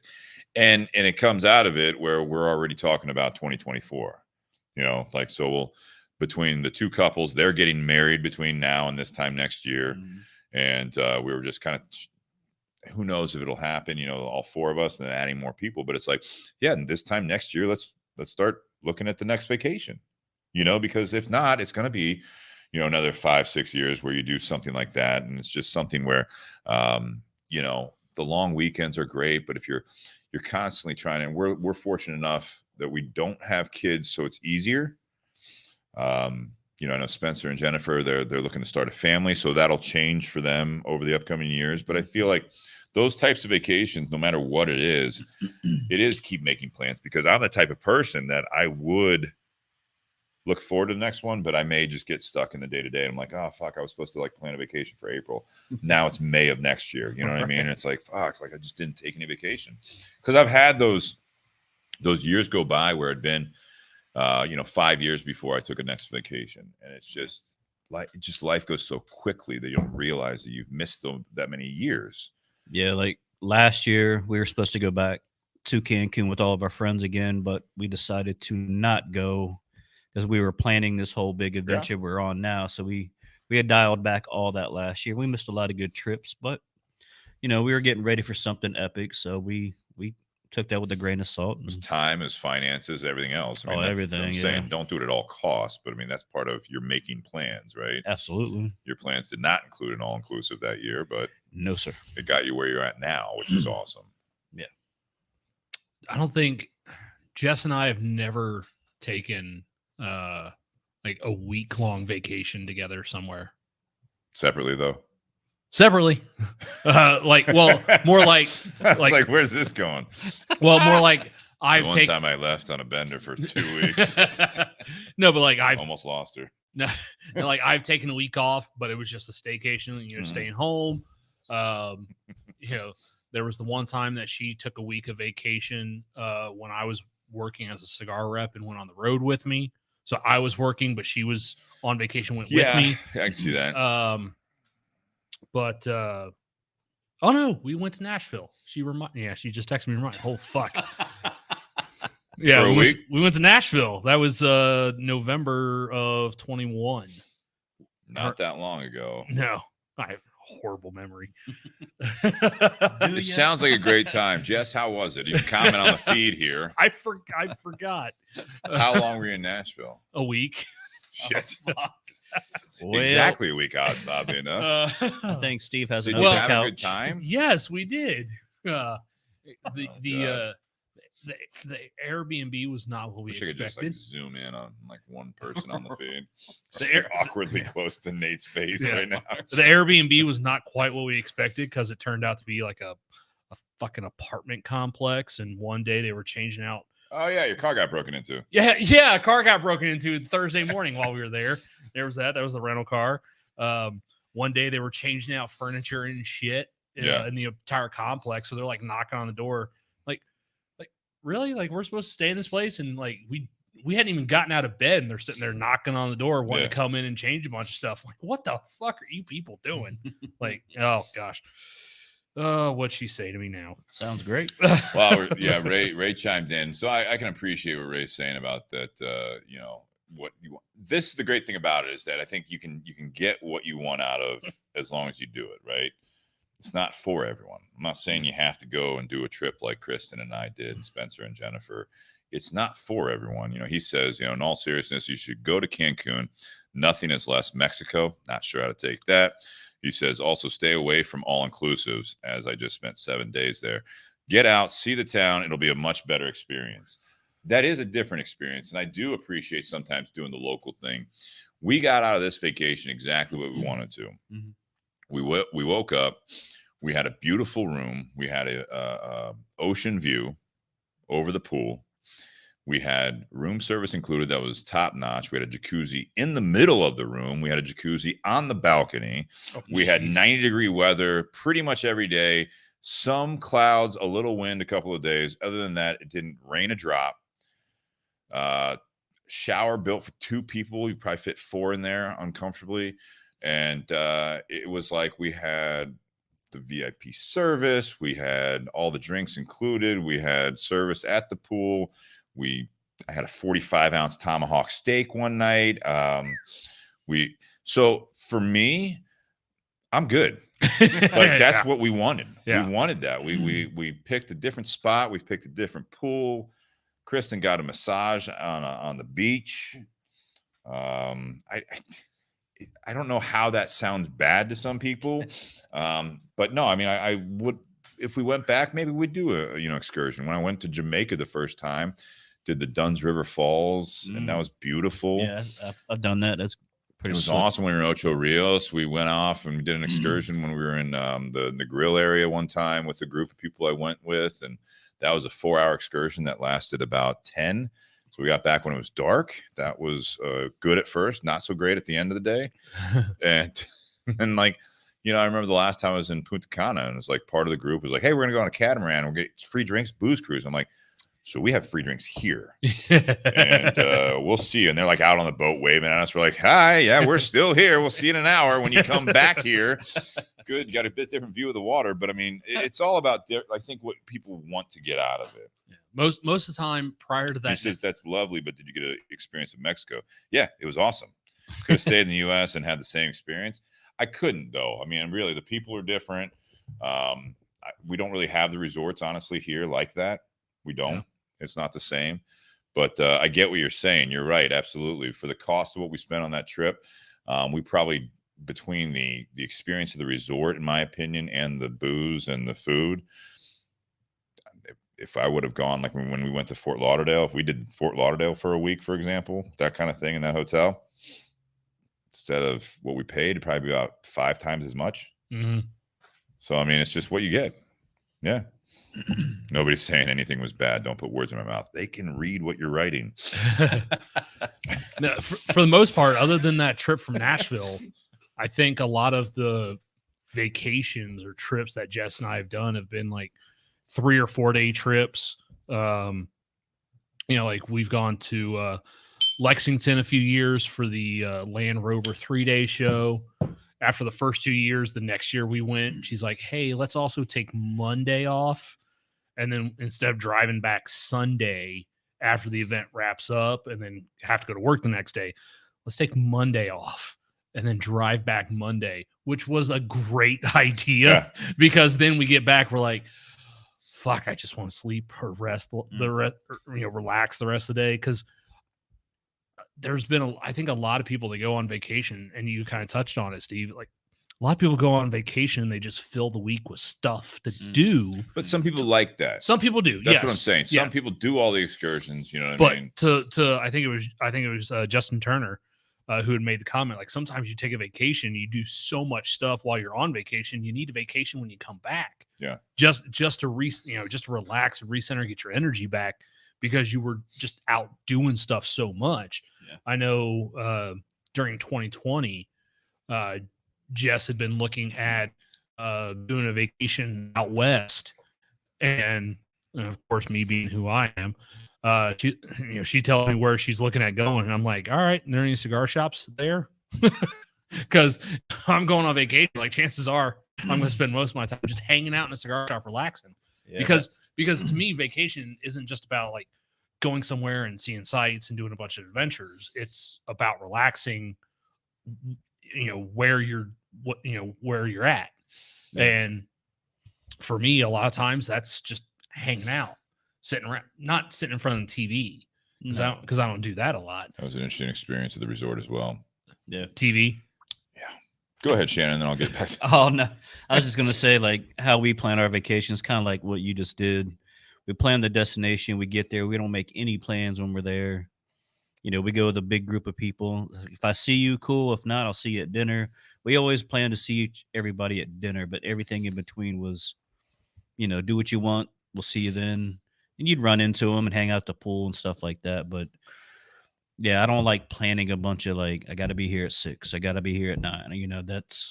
I think that takes away from for me, it takes away from experience of just being in the moment of things. I think it was interesting because like Kristen, who's listening, she was, she is a planner. So like everything leading up to it, she had everything ready to go, and which is fantastic. I love that about her. And even at the restaurants at this place, none of them, you cannot make reservations. So it was kind of like first come, first serve. And like, oh yeah, there's a 25-minute wait. Okay, we'll just go to the nearest, like we'll go to this bar. And they're like, hey Siri, like set a timer for 20 minutes. And we go and we have a drink that again is included. So it's like you can have whatever you want. And then the alarm goes off, like come back and like, hey, your table's ready. Like, oh, cool. You know what I mean? Like it was great. Yeah. So it wasn't necessarily planning. She liked that. To Ray's point there, like sure you did not get an experience of Mexico by staying in a resort in Cancun. you had a lovely time, but you could have that. You've been anywhere in the world. You are right to a point, right? I mean, that you sure.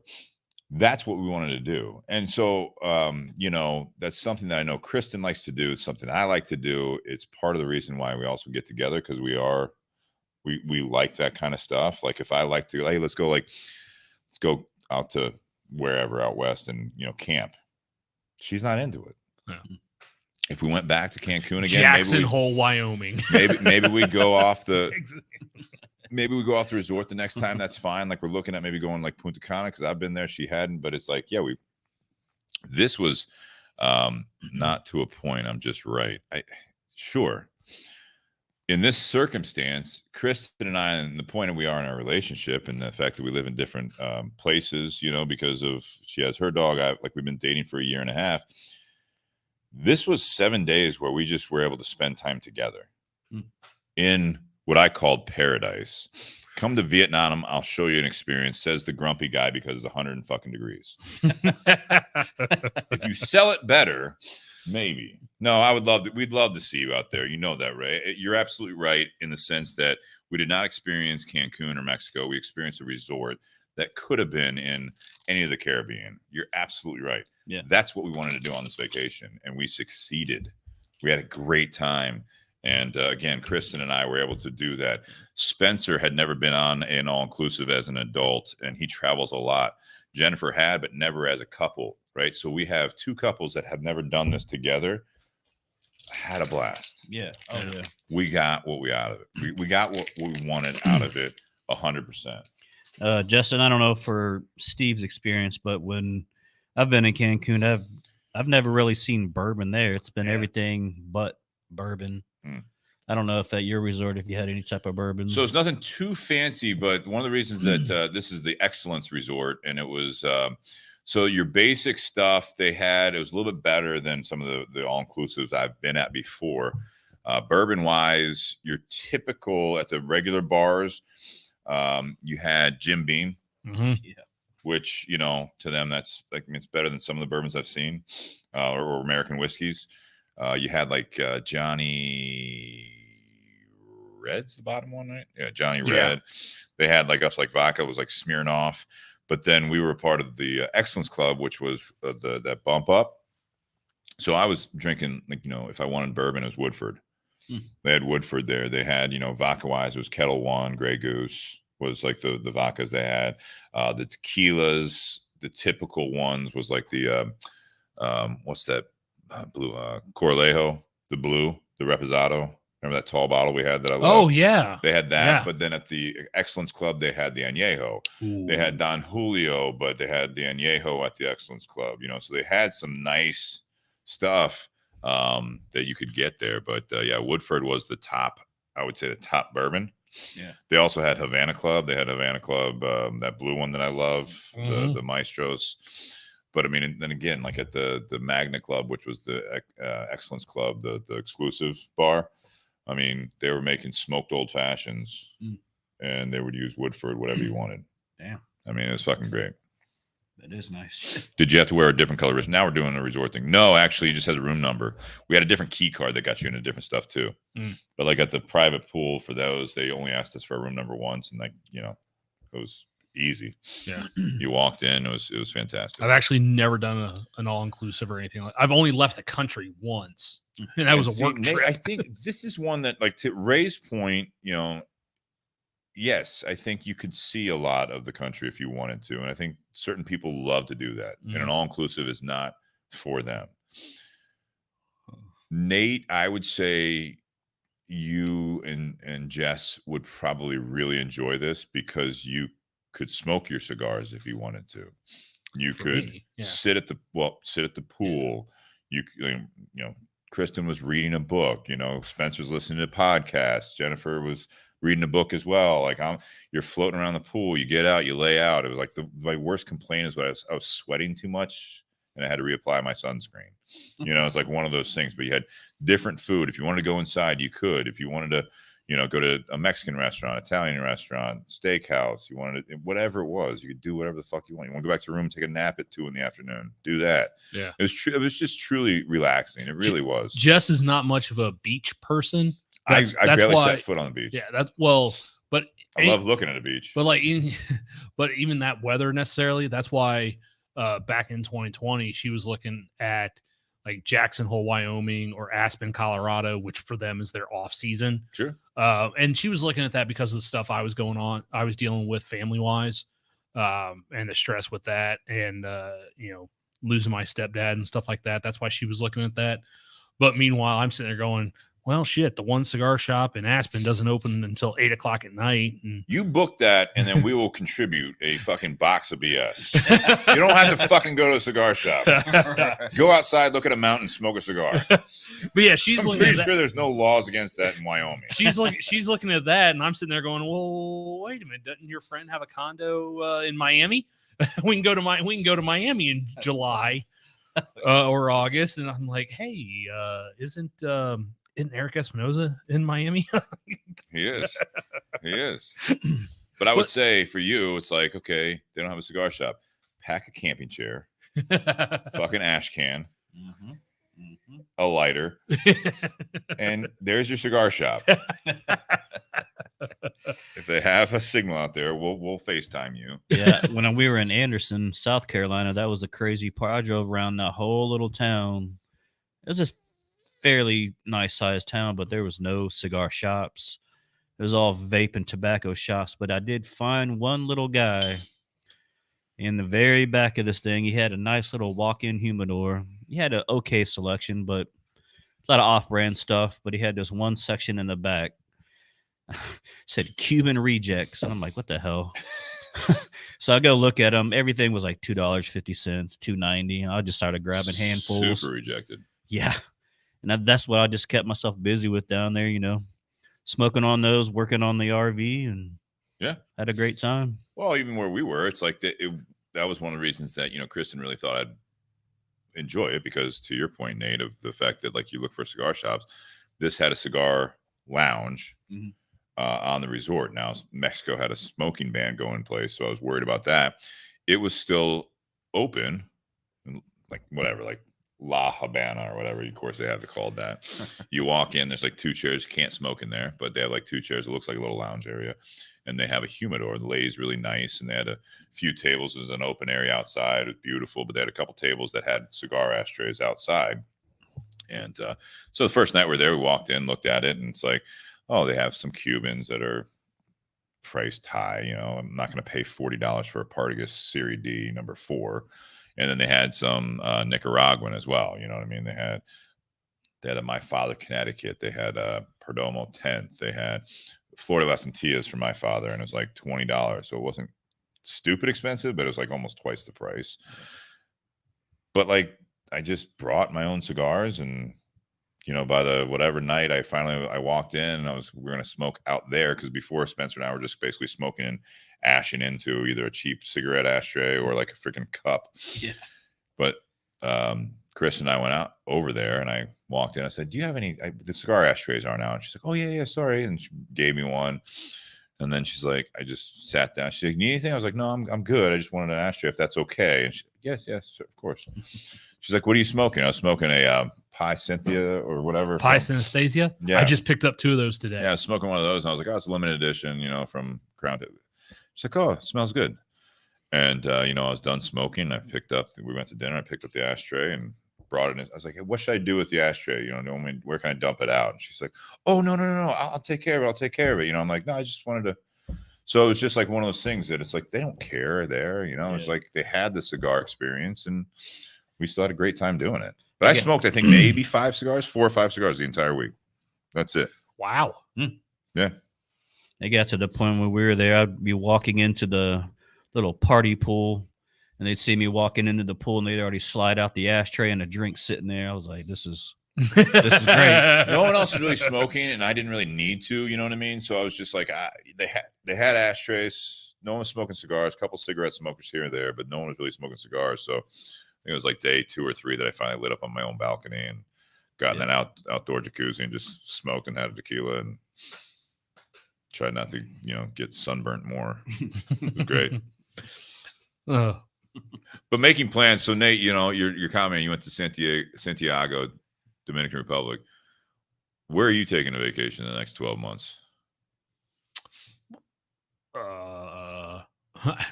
Nothing set in stone.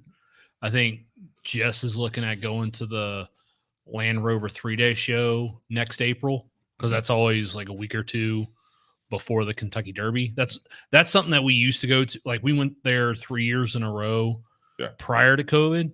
And then we were going to go back down this year, but then her and I both are, my main job is the same location as her second part-time job. Yeah.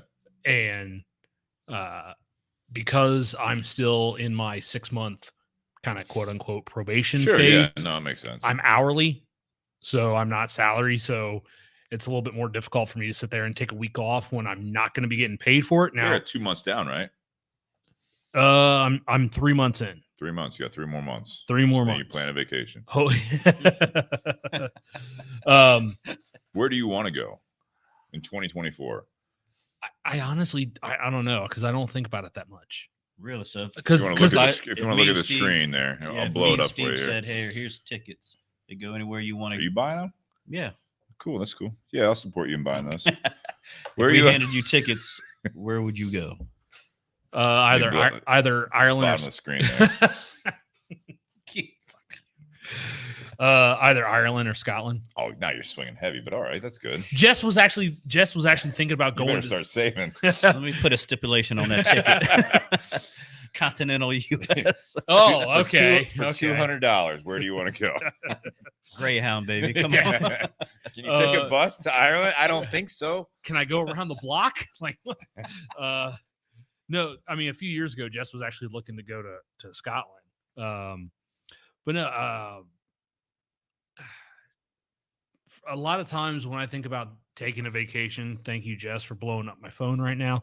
You want to share with the class? I can. You can comment on the feed. I mean, this is it. But she 5 years in. But no, she watches this on the TV in the basement, and that's fair. Her to type in the comments. By the time she actually typed in the comments, we'd be on a whole nother subject. Okay. So sure. Not buying it, but all right. Oh, she's been planning something, but I need to update my passport, which expires later this year. Oh, shit. All right. You can do that during your probationary period, update your passport. No, I know that. I know that. Doesn't know. I know that, Steve. Thank you. Got it. And you're supposed to do it before like 6 months. Yeah, pro tip. So making plans to update your passport. Good. I've got one plan. But I mean, for me, a lot of times when I think about taking a vacation, to me, most of the time, it's just taking a week off work. It's not necessarily about going somewhere, because I think too often, we take a vacation from work to go someplace and be busy the whole time we're down there, because there's different types of people that go on vacation. There's the people that are like, I just want to relax, not have a schedule, do whatever the fuck I want to do on my own time. Check. And then there are the people that they want to have like every hour of vacation planned, doing something or going somewhere. And are you or Jess? Where you guys fall in here? I'm invested. How about you, Shannon? You invested? Yeah, I was actually thinking like, who's the planner? Well, Jess says that he has to update his passport, so I'm leaning towards Jess. Yeah, she's the planner. Yeah, right, there we go. I'm the one. Well, that's why when I said that 3 years ago she was looking at going to Jackson, Wyoming. Yeah, I was sitting there going, "Hey, cool. There's a cigar shop in Jackson. I know where I'm going to spend most of my time."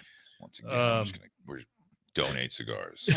No, just because. If you guys want to go on to patreon.com or Venmo at Bourbon and BS to buy cigars for Nate's next vacation. But no, for me, like, yes, going to Jackson, there's stuff to see, great scenery and stuff like that. But I'm not sitting there wanting to like, hey, let's go on a different nature trail hike every day, like, or let's go to this town, let's go to this town, let's go to this. Like, can't we just stay here and relax? Like, well, I think you can. So if it's a full week, or, again, not everyone has unlimited vacation. So say you have 2 weeks of vacation and you just started your newer job, right? So I don't know how your new job works, but whether there's smaller trips, bigger trips, I have to convince myself sometimes to do this stuff, but it's like, especially you with a partner, you either maybe rotate trips or you find trips where you're like, all right, like we're going to be there for 5 days. You like, if say Jess likes to go out and hike and plan this stuff, I'll go on, how about like 2 hikes with you? You know what I mean? Like, so 2 of the times to do that. And then I'd like to have at least 1 free day. And then maybe like, one morning we do something, in the afternoon we just chill until dinner. And like, that's the level of planning that you do, maybe a compromise. Cause I feel like both sides of the partnership can give a little bit, like, why are you taking vacation? And then why do what do you want the other person to get out of the vacation? What's happening? I was looking at Shannon like, what the fuck? Does dude? Nate have vacation phobia? And I said yes. Yes.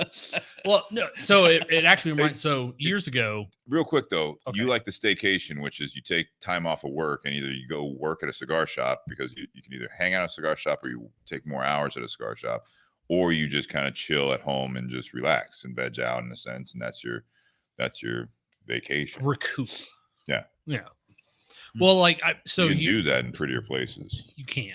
So, years ago when my dad, so every year, my dad hasn't done it the last couple of years, I don't think. But several years in a row, my dad and his brother and a couple friends, they would go up to the border lakes of northern Minnesota in like the first week of June, and they'd go on a week-long fishing trip. And this is not like staying at a cabin and going out on the lake. This is, you park the truck, you hike 1.5 miles into the first portage, drop your gear, I feel like you're already out. go back to the truck, grab the rest of your gear, bring it back, and then you're literally just taking all your gear from portage to portage, going to different lakes with canoes, going fishing. And so after the first couple of years, my dad's like, hey, would you ever want to come out here with us and do this trip? And I was like, week-long fishing? Nope. If it was a week-long hunting trip, now we can talk. You're hunting fish. No, I want to shoot something. You can shoot fish. Not in Canada. Okay. Not Not talking about the legal sense. in Canada. Can't even take a gun across there. So anyway, but no, then the last few years, my uncle has actually gone out to Utah, gone elk hunting. And last year, my dad actually went with him. My dad wasn't hunting. He was like, I'll go with you. I'm just going to take a little collapsible fishing pole and I'm going to fish some of the waters out there. But, they're 1 mile above sea level, miles away from base camp. And then sure enough, my uncle got an elk, and it's like, cool. Now the 2 of you have to figure out how you're going to bring back like 300 pounds of elk meat back to camp. And, my dad, who is in his 60s, him hiking, 2 miles to base camp at 8,000 feet, carrying 100 pounds of elk meat, like, it's a little bit different work than you were used to when you were at UPS. Yeah. There's a difference in terms of vacation and trip. Yes, that's a trip. That's a trip because they're camp. They're sleeping in vacation. Yeah, they're sleeping in tents all fucking week, and it's 30 degrees at night. That's a trip. It's not necessarily you still have to make plans for it. Have to make plans, but I would definitely be. What's Ray saying about me? I would definitely be more inclined to go on a week-long hunting trip than I would a fishing trip. Maybe I need to get in touch with AJ. Be like, hey. Well, Justin Turner said, my problem is I love hunting trips, which normally don't involve the spouse, and that's seen some conflicts. Again, I think that's, you make plans and depending on your life situation, but it is, sometimes I think, taking a guy's trip or whatever is good. If you only have, it goes back to, again, limit, like if you're talking about making plans to take vacations, which is where this conversation has kind of gone here, but you have a limited amount of vacation time with being employed a lot of the times, right? Yeah. If you're a business owner, even worse, right? It's tough to get away. Yeah, our situation's a little different, of course. You know, for most of the people out there know, me and my wife just started full-time RVing. We were gone for 2 months down in South Carolina. It was a getaway, but it was a work getaway. We were remodeling the RV. It took us about 2 months to do it down there. Her dad lives down there. He's got a nice piece of property. We parked. Me and him tore it apart. We did it all, man. It's beautiful what we did to this thing. But we came back for a buddy's wedding I was in. And here, the week of Memorial, we take off, and this is when the actual real trip starts. Yeah. We actually cut the tether from Ohio, and it's going to be interesting, man. We've got a lot of it mapped out. We leave here, we go to Michigan, all the way up to the UP. We're going to spend a month in Michigan. Then after the 4th of July, we will make our way to Montana. We will spend the majority of the summer in Bozeman, Montana. And then the whole time wherever we go, we will actually be exploring because we still have our rig with the rooftop tent. Mm-hmm. So we'll be exploring all kinds of crazy places while we're base camping with the RV. And then we'll leave Montana, I think, beginning of September. We make our way all the way to Albuquerque, New Mexico. Yeah. And we just learned that we put in our application to be volunteers for the International Hot Air Balloon Festival in Albuquerque. It's the biggest hot air balloon festival in the world. You talked about this. Yeah, so we actually got picked to volunteer, which is awesome. You're not going to, I mean, no responsibility on the hot air balloons themselves. I'm flying them. You're flying them. No, hell no. I was about to say. I'm just rigging them up. I'm just rigging them up. Yeah. All right, safe travels. Wait a second. Hang on. I forgot. Oh, shit. I'm not getting in that basket. There they go. No, I guess since I have a Class A CDL, they were looking for CDL drivers, and I'll be moving people around, which is crazy. So I'll be sitting on my butt, and my wife gets to be the greeter that gets on the bus or whatever the hell I don't even know what I'm driving yet. But so we'll be down there for a week, and then we'll hang out in New Mexico, bounce around there. Then we'll make our way into Texas, say hi to the folks, make our way down to the coast, work up the coast, and be in New Orleans by Christmas. And spend Christmas and New Year's in New Orleans. And then it starts over again. That's some plans. Yeah. That's awesome. So we're looking forward to it, man. We had the destinations, but there's a lot that's going to happen in between those destinations, which You'll figure it out as you go, too. Yeah. You're going to have to, right? Yeah. You got a These base big plan windows. and all Big the details. windows, You got a base plan, but all the details in there are just up for grabs. Yeah. We're taking a whole week just to drive out to Bozeman. We're going to hit everything in between, Badlands, Devil's Horn, everything in between there. So, yeah, it's just going to be a good time. Rushmore? Already done Rushmore. All right. So. You might have added something. No. Probably not. I was not. Mount Rushmore was very underwhelming. I heard it's small. Yeah. It's tiny, dude. You're They make so it far look away. huge, Yeah. right? They make it look huge. Yeah, they made it look huge in National Treasure, too. Yeah.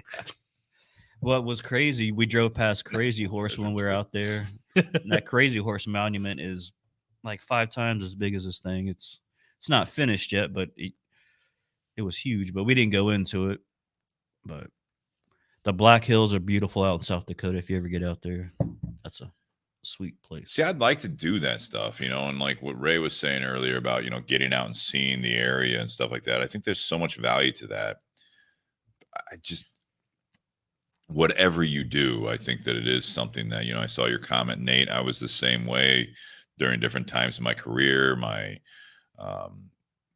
whatever my relationship status was. It's like you go several years without it, and while you're in it or looking back, I think there's a level of pride that you had to I was working my ass off and stuff like that, but it gets to the point, no matter what, I mean, the whole keep making plans. I'm not in the situation, nor do I have the desire necessarily to do what Shannon and Shannon are doing, right? I think it sounds awesome, and I would love to hey, where are you guys at? Cool. Let me come out and meet you for a week and do that stuff. Or I'd love, it sounds awesome. I mean, it really does. There's nothing taken away from that. Oh, no. if all you do is work, and then like, I'm not saying Nate, like if that's what makes you happy and then you take a vacation, that's fine. I've done that stuff, and it is really nice to have those extra days off, either to get things done or just to not do anything for a week and have that opportunity. And vacations, whether you're going cross country, you go to an all-inclusive like we did, it costs money. Yeah. And so depending on what your finances are, that these are all factors in making the plans.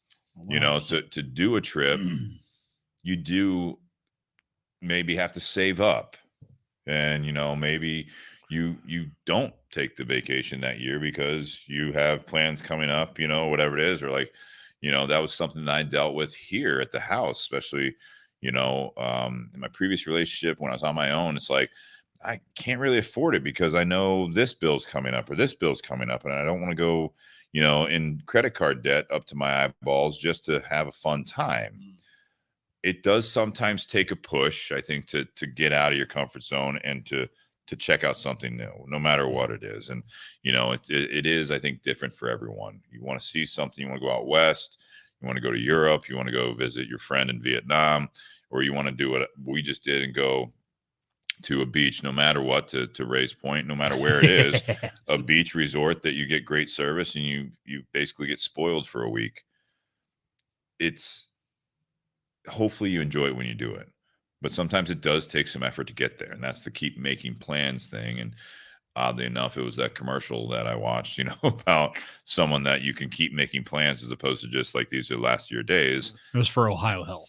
Oh, you know the commercial? Yeah, Jess texted me. Oh, perfect. Wow, health, perfect.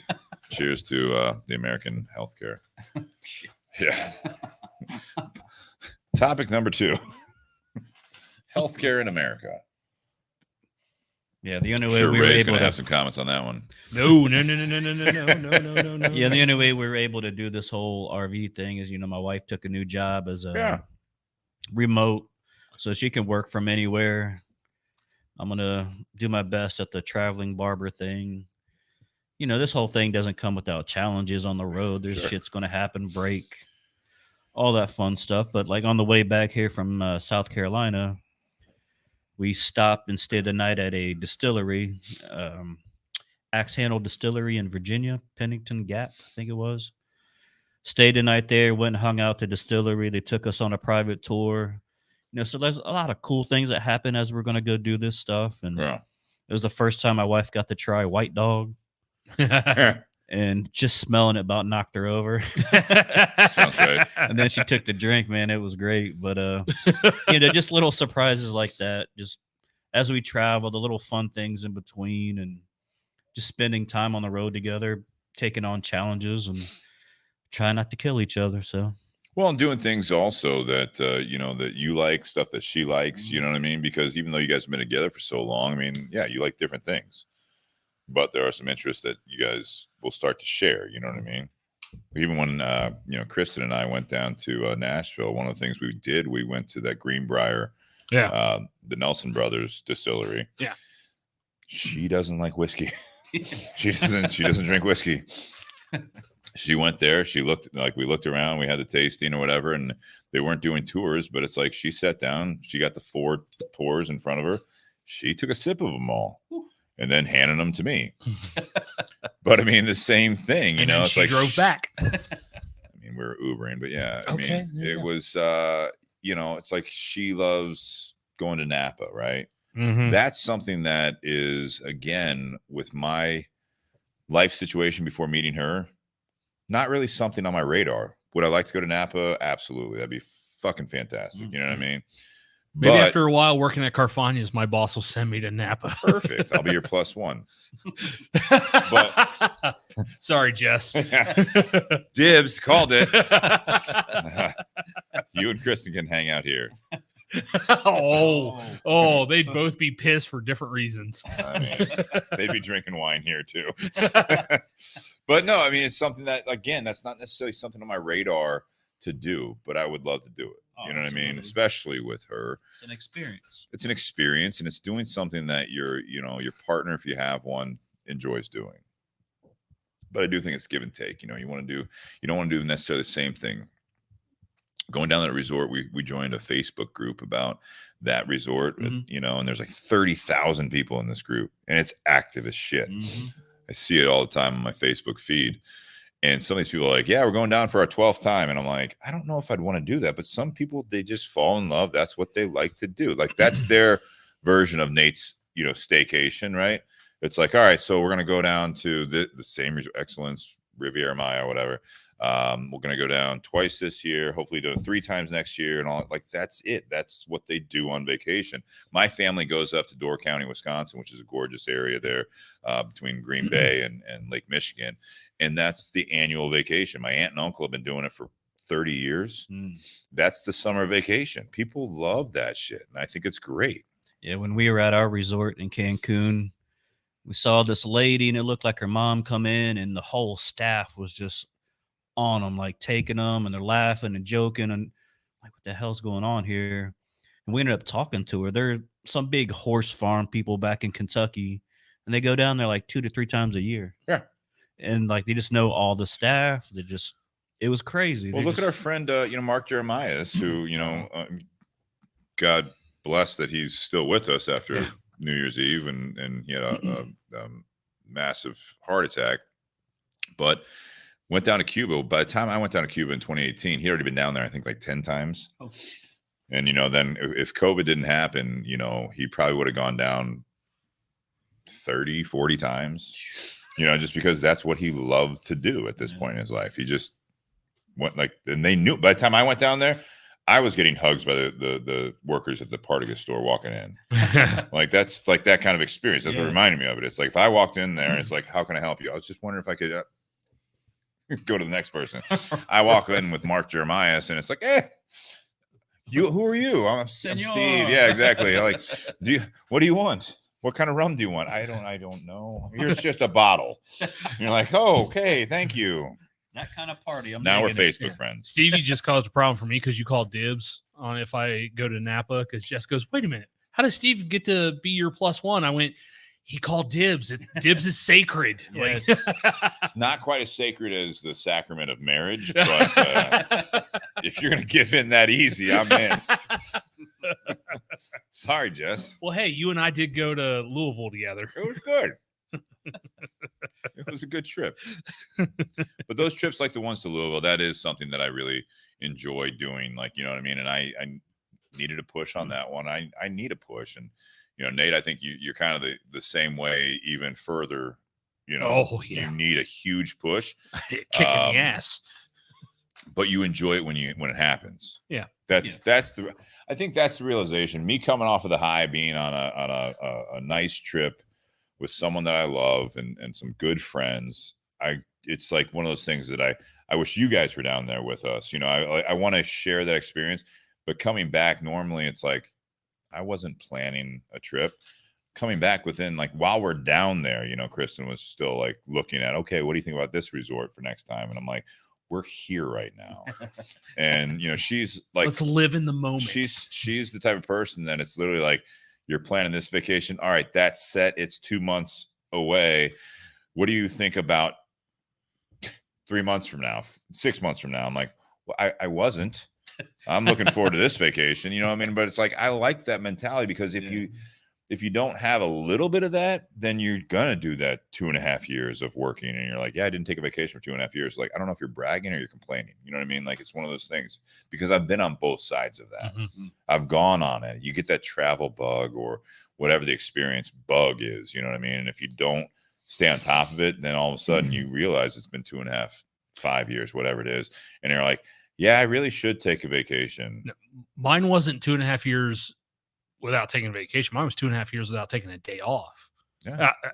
Outside of my regular schedule. That's tough. Sometimes it's necessity, I'm sure, but it's like, that's worse. Yeah. Because who are you living your life for at that point? Because literally my boss came up to me and goes, hey, if you don't take X number of hours of days off this week, you're going to lose this number of hours. And I was like, oh, okay. And it just so happened, some friends of mine they had a timeshare, and they invited, so their youngest son, myself, my mom and stepdad, we all went down to Myrtle Beach together. And so like that was my first vacation out of college, was going to Myrtle Beach with some friends and family. But yeah, I'm definitely one of those, like, otherwise, yes, I'll take time off, but I'm going to take time off just to stay at home and relax. I need a real kick in the ass for someone to be like, "Hey, we're gonna Jess is that person. Jess kick is him in the that ass person. or kick his ass, but get him fucking out of the fucking house for a vacation." Yep, she'll do that. Perfect. It's funny because I think a lot of times you run into this thing where you're making those plans and there's the outside factors, one mainly being the employer. And I think that a lot of the times they'll put it in the policies that if you don't use it, you lose it type thing. But then when you try to use it, they look at you and you're like, really? Yeah. You're using like your vacation now? Or you have the blackout dates. When would I? Yeah, exactly. You have oh no, that was one of the things. I know. That's why I stopped going to the Wisconsin vacation when I was at the moving company, is because all of a sudden they're like, oh, by the way, June, July, and August are blackout dates for managers. I'm like, I'm sorry, what? Yeah. We were young enough staff at the time that no one really had kids, but it's like, what do you suppose you do once we start having kids as a staff? Yeah. No vacation in the summer. Oh, we'll just do it during the school year. Like, I don't care if it's the busiest time of the year. Fucking just no one, like one person at a time. I'll take that. Yeah. Like I get that you have to cover. Like you can't have like 4 people out in the same week. Absolutely. Well, and we have a couple of UPS drivers that come into the Tinder Box, and they said the same thing my dad always used to say. So from Thanksgiving until probably the first week or second week into January, that's all blacked out for the package truck drivers, because that's their busy season. Sure. I mean, I'm not going to take a week off before Christmas at the Tinder Box. But also think about it, but what you had just talked about with the moving and storage moving industry. So during December, you'll have a lot of school kids. That's Christmas break. And so they're home from school. Like that could be a time where families could take vacation.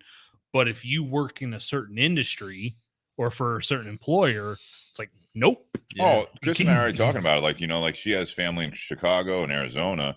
She would love to go see them around Christmas time. Right. And that is her slow time, because predominantly she recruits for the retail industry. So it's a little slower for them because everything's already squared away, basically, from their angle of retail. My angle of retail is that, no, I can take a vacation in January. Well, she's ramping up at that point. Yeah. And the holidays are over. So, yeah, absolutely. It's absolutely tough. But that is also with the topic that we have of making plans. You have to adapt, right? You have to work through it, and it's not always easy. Add kids in the mix, it's even harder. People move away, even harder. Whatever the industry you get into, it's not easy. Not everyone works a fucking classic, if a 9 to 5 even exists anymore. Right. But a 9 to 5, Monday through Friday, holidays off, like unless you're in the banking industry, you probably don't have that. And I think that's okay, as long as you try to stay ahead of it and adapt with that, making the plans to either take time off, spend time together. I mean, hell, keep making plans. This is as simple as, I think it's a prime example of the current state that, Chris and I are in, with the 2 different dogs, 2 different places, 2 different schedules. Like, we have to make plans constantly, just of like, hey, what are we doing on Friday night? As I was getting ready to say, still make plans for like a date night or exactly something like that. That goes a long way. It really, I think it's a healthy thing, because if you have that mentality of just staying with it and, moving through the week, every week in and out, you realize you haven't had dinner together. You haven't had, time with that. If you're just going through the motions the entire time and not making plans to do things that are important, no, you're going to get just washed over at that point. Oh, absolutely. Yeah. When we were in South Carolina, we still tried to have like the date night, go out, find a little restaurant or something by the water and just relax, get away from her family for a little bit. And it was everything, just to sit and just woosah. You have to. I mean, hell, even on the last week when we were down there, it was just like, you had to at least go out. Like, it sounds stupid. You had to get out of bed and actually go out to the pool. You know what I mean? Right. It was like one of those things. It's like, there was the one day I remember, and then Kristen was like, I'm ready to go out to the pool. I'm like, I'm just kind of did a workout. We had breakfast. I'm like, I'm just gonna lay here. I'll be down in like a half hour. And she's like, looked. I'm just gonna watch this later. She's like, really? No, I was like, she like kind of looked at me, and I was like, yeah, I'll just be down in a half hour. And she's like, okay. I'm like, oh, jeez. Yeah, Like, you know what okay means. Yeah, Yeah. I stuck to my guns and I laid there for 20 minutes. Even I get the started full getting half ready. hour. No, but it's one, it's like, because again, it's like if I would have just laid there, I'd probably been like, I fell asleep, and then like, half, I don't know, half the day later, I wake up, and she's like, well, I've been out here for 3 hours reading a book in the sun. Yeah, sounds awesome. There was times down there I'd look over. We were hanging at the pool, drunk and shit, and I'd look over. I'd just give the peace sign. I was headed back to the room for the nap, man. I was like, I'm out. Recharge. Yeah. Yeah. And where we, like a lot of times, it's like, you can see the room from where you're at. I'll wave. I'll wave to you from the balcony jacuzzi. That's pretty sweet.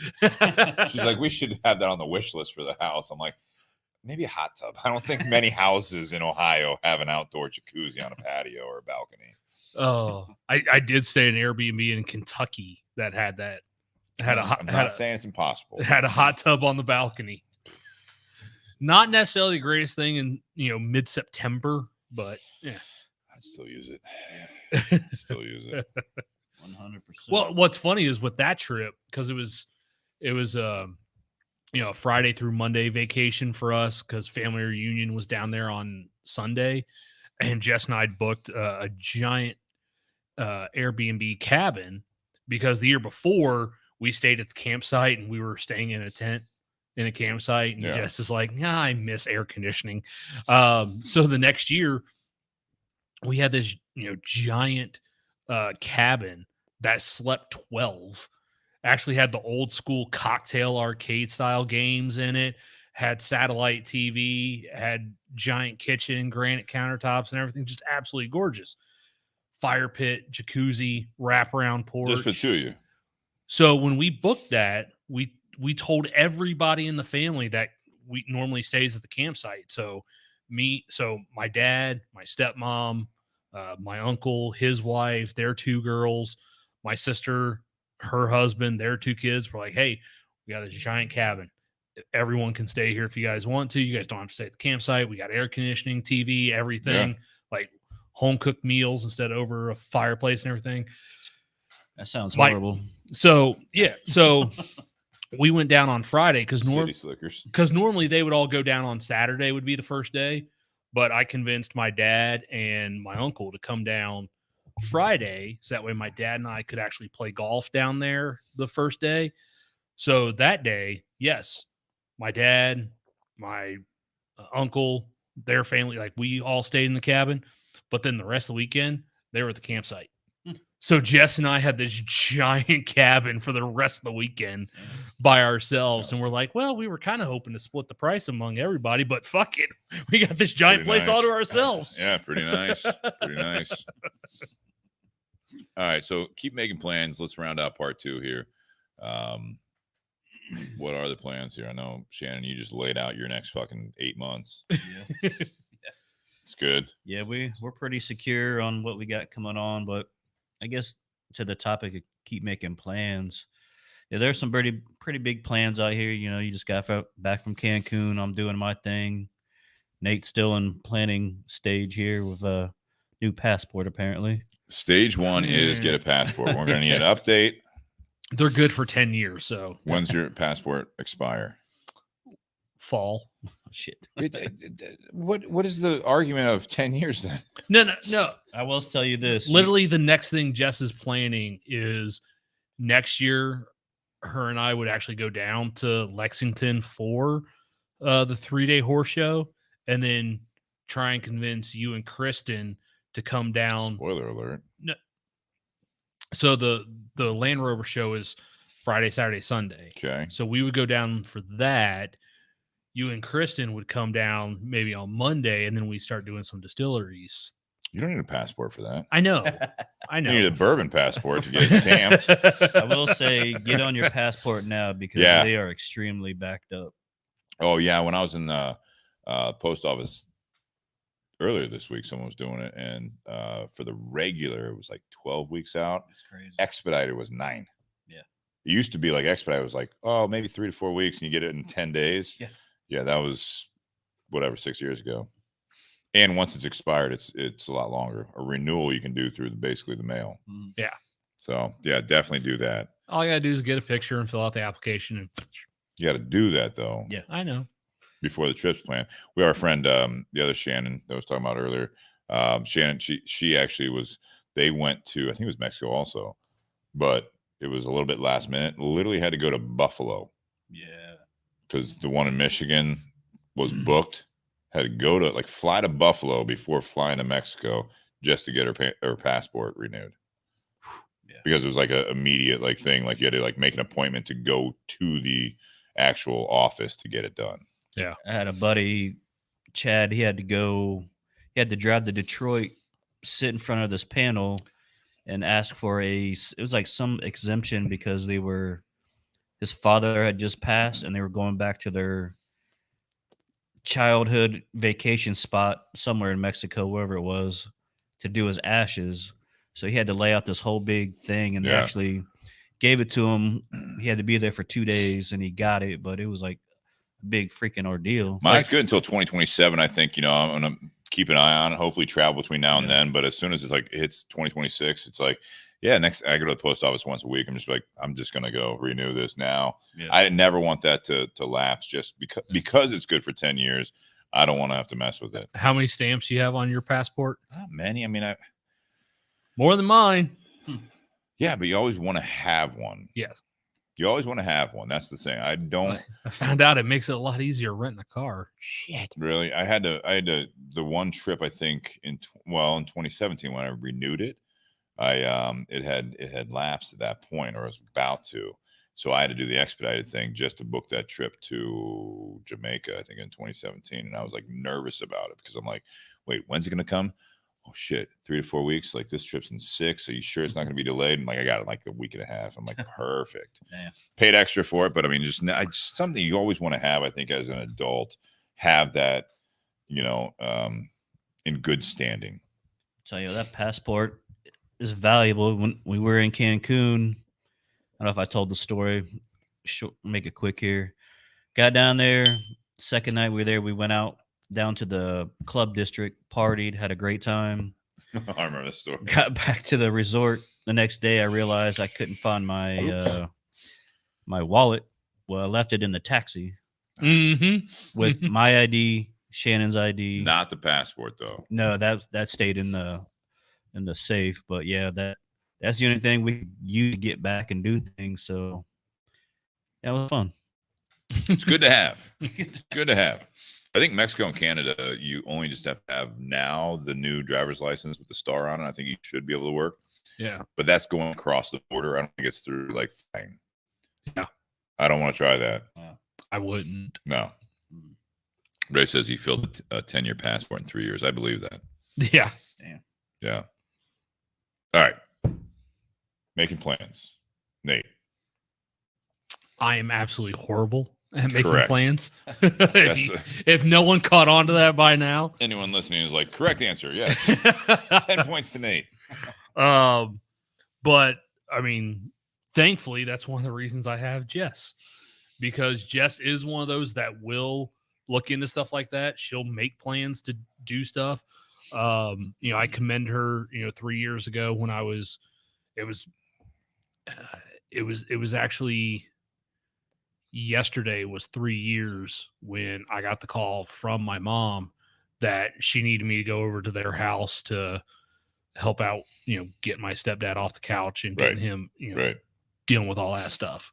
And so it was dealing with all that and his passing, that just started looking at, vacations and stuff like that. Obviously the whole COVID thing lasted a little longer than we had anticipated originally. Yeah, that was a kink in some plans there. Yeah, it did. Because we thought, Some life, really. Yeah. We thought, July, You August. go to work tomorrow. No, fuck you. You're not. Yeah, we thought, Fuck you are. July, August, we'll be able to travel again. No.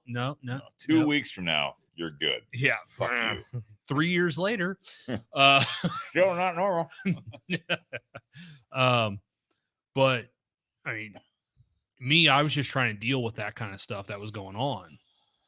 And I actually needed someone like her. It's nice to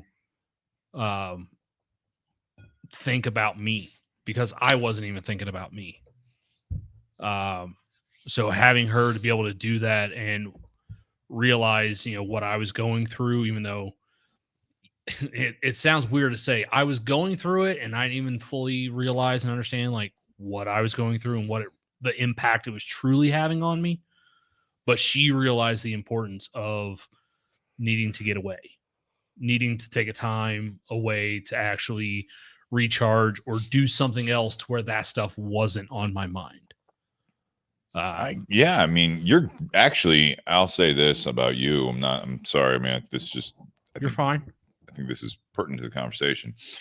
You're very good at making plans, actually. You have your work schedule, right? When you get off of work, you do your thing. Wednesday nights, podcast. You're here like clockwork. We don't, I'll text you about a bottle or whatever. Other than that, it's not like, hey, when are you coming over? And all like, let me know when you're headed this way. You're good at plans. But those plans. Yes. Stuff that's part of a routine. You're good at making plans for a schedule. Yes. I'm good at scheduling. I'm not good at stuff that's out of the norm. Bingo. I think that's the big thing about it. And Jess is that other side of the coin. She's that opposite. No, it's nice. It compliments a little bit. Yes. As long as you give a little bit. Because when her and I talked as Ray says, routine. That's absolutely right. But that is making plans in a sense, scheduling. Yeah. The routine. I get it. I'm the same way. When her and I went to Nashville and she goes, deviating from plans is hard for Nate. No shit. And when you do it, you can't remember it.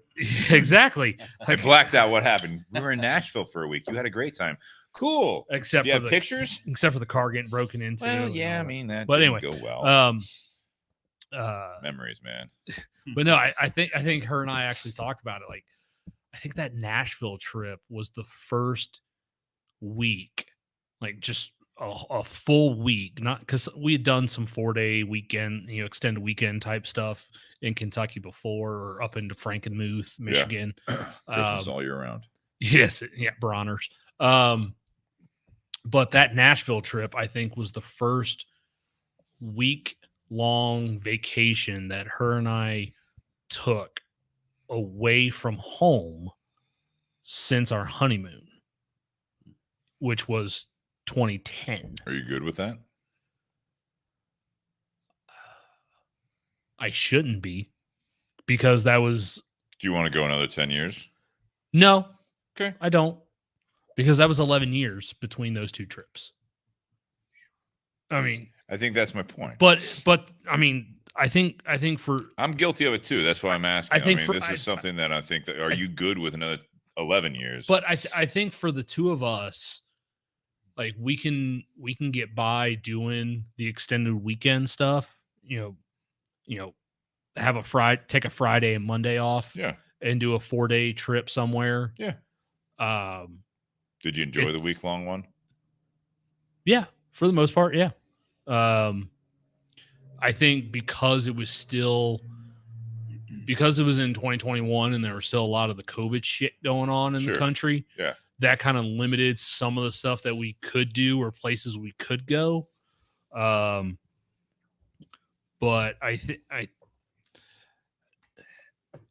it's easier for us to do some of that stuff because it's less time away from work, and both of us work 2 jobs. So it's hard. We got to take time away from 2 employers to do certain things. But if you plan it. Yeah, it's just a matter of actually doing that, because I have such a worker's mentality.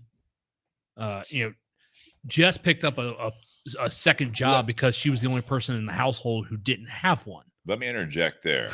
You have a worker's mentality, but part of your compensation is time off. Yeah. So you work for what you earn, right? That's the worker's mentality because you feel like you have to. Reset that frame of mind that you're given how many weeks of the new job. I'm not asking, but just in general, like if you're given this much time off, realize your worth at that point. Not just you, this is anyone out there, is that realize your worth. If you take a job, they say you have 3 weeks vacation, and every time you try to take some time off, they give you shit. They don't value that part of the compensation package. And that needs to be addressed in a hopefully tactful way that you get that. And there are certain jobs you have to do a little bit of work remotely on your vacation because you just can't. You can't get away. You are fortunate enough, as am I can do some social media stuff, but I can't sell cigars from Mexico. I can talk about the shop. I can talk, oh, you're from Ohio too? Yeah, you should check it out. I can do that part, but I'm not selling on the floor, but if you have a certain type of job that you can't completely unplug, unfortunately, at this point in your life, hopefully you can minimize it and you have support around you that we will only contact you if it's absolutely necessary. And I think that it is a give and take that the people above you and below you should feel the same way. It should be reciprocated. But I think if you have that worker's mentality, because I've had that before where it's like there's just no good time, you have to make time, because then what are you working for?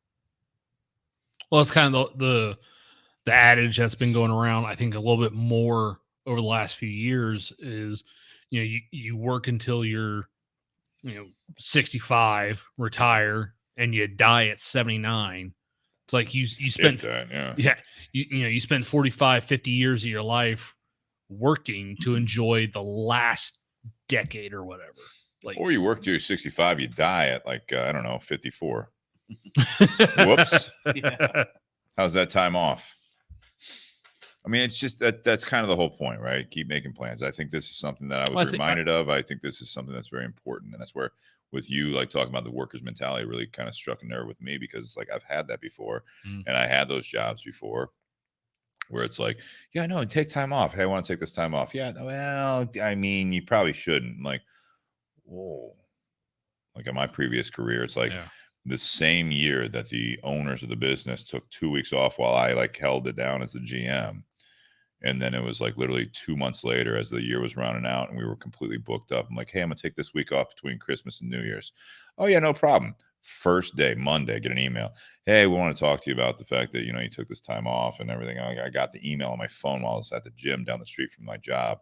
And they're literally like, yeah, it's just about like walking on your team when they're in the minutes of overtime and all this stuff. I'm like, I don't know what's happening. I drove to the office. Yeah, we want to see what you wanted to do about this and see if you were really in it for this, because we were talking about me taking over ownership. And I'm thinking to myself, at that time, 12 years ago at that point, because I was still working with them after that, I'm like, you were just gone for 2 weeks as the owner. It doesn't make sense. It's not healthy to just work and work and work, hoping that you get to the point where you can take a vacation. When you take a vacation, you get shit about it, or before you take it, or you feel guilty taking time off. That's the worst, is when you have an employer makes you feel guilty for doing or you it, as the worker feel like I can't leave because I have to be there on Monday and do this. It's like, no, you don't. Yeah. If you have to, then you are the whole workplace is dysfunctional if they rely on you being there every day and no one can compensate you. If you're sick for a day, they can't cover for you. That's not a good, healthy workplace. It's really not. I just don't think it is. Yeah. And I commend my dad, because he worked crazy schedule for years at UPS, and then retired at 55, and now 10 years later, him and my stepmom, they take vacation every year. Both of them are retired. Now they can just pretty much just do what they want when they want. But I think it's great if you can do it. Yeah, if you get there, yeah. But they also put in the sweat equity leading up to that to be able to do that. Mm-hmm. Yeah. Shannon. Oh, Steve. Unless you have more. Yeah. Nah.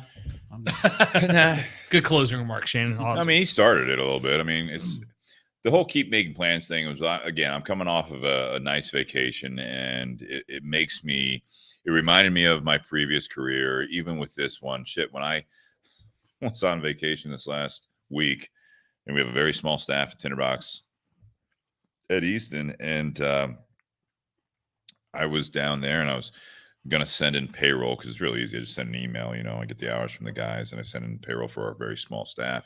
And I look at it, and I'm like, wait a second. One of our employees they're supposed to work Monday night, and it was like 4 to 9, but there was a 0 next to it. And I like texted that person. I'm like, hey, can you get back to me? I'm trying to get the hours into the accountant before I start my day down here. And didn't hear back. So then I texted the owner of the shop, Brian, and I said, hey, just, do you know what's going on with this? He's, oh yeah, he called off sick.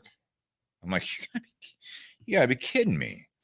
We literally joked about it that no one can call off because I'm actually going to be out of the country, that I can't come in and cover someone. It was like, that wasn't one of my shifts, but it's like, really? And we kind of like talked about it and all stuff. And I get back, and then another one of the employees who covered for a couple of my shifts also got sick, and he was working the whole week. And I'm like, what the fuck? We have a staff of 7 people, and I leave for the week, and it's like one person literally calls off, is sick about once a month, and then the other person who's reliable as shit's been with a 1.5 to 2 years, he's sick working because he can barely breathe in a cigar shop, mind you. And I'm like, so again, I had that thought, like, I'll never be able to take off another week. But I thought about it. Nope, not my fault. And no one blamed me for that. But it was an extra struggle because people have to cover hours. And then on top of that, 2 out of the 7 employees, Nate worked one of my shifts. He's in there, and he hears all about this stuff. And I'm like, no, I'm not going to feel guilty about this. Nor should you. I did my part, but it's easy to feel that way. Yeah, it is. You know, it's easy to feel that way. And I came out of it, and I was just like, no, I'm going to give it a couple days, you know, and then I'm going to like I want to take a long weekend in July to go to Chicago it's Kristen's grandma's, whatever, 80-some birthday. We're going to do that. I don't want to feel ever again, unless there's absolutely the business is failing, you know, when shit was shut down in 2020, I kept working because I was able to, and I feel like I worked even harder for a much lesser return, just to contribute to the business, to hopefully very unknown times do that. When things are going well, and you should prepare yourself for someone to take vacation, someone to make plans to do something, because that worker mentality that Nate was talking about, that is very admirable. But at the same time, we are fortunate enough, if you are employed, you're in a country like we're in right now, is that if you're given vacation time, take it. And if they make you feel guilty about it, in a sense, fuck them. But in a sense, call them out and be like, I'm sorry. I want you to explain to me. When I was hired in, you gave me 2 weeks, 3 weeks, whatever it is. When I've requested it, it seems like it's a problem. So we're on the same page. Tell me what works for the company so that I can take off time and plan ahead for the next calendar year, that I'm going to plan a vacation that when I leave, everyone's happy that I'm leaving for the week and enjoying myself, so I can come back refreshed and you guys can cover it. And when you need to take time off, I can cover for you. Enough of this bullshit of this whole demeanor before that. I've heard already that this like, you know, before COVID, it was very, very, there was a lot of guilt trips in corporate America, right? Then we learned this is important. You know, we need to make time for ourselves and do all this stuff. It's been 18 months back in full go. I'm already hearing the shit's back.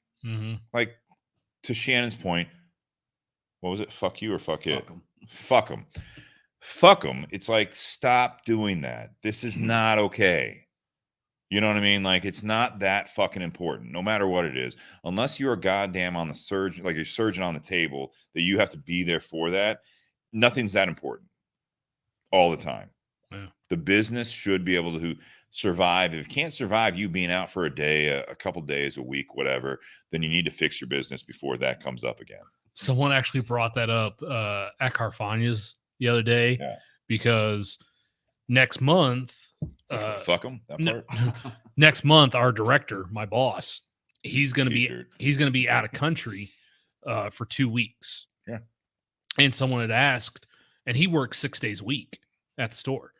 And someone had asked one of the other full timers at the store in that department, are you guys going to be able to get by with them being gone for 2 weeks? And he's like, well, he was gone for 10 days last year and we made it through just fine. And, he's already talked to us about what to do when it comes to, because he's the one that does all the ordering for the wine.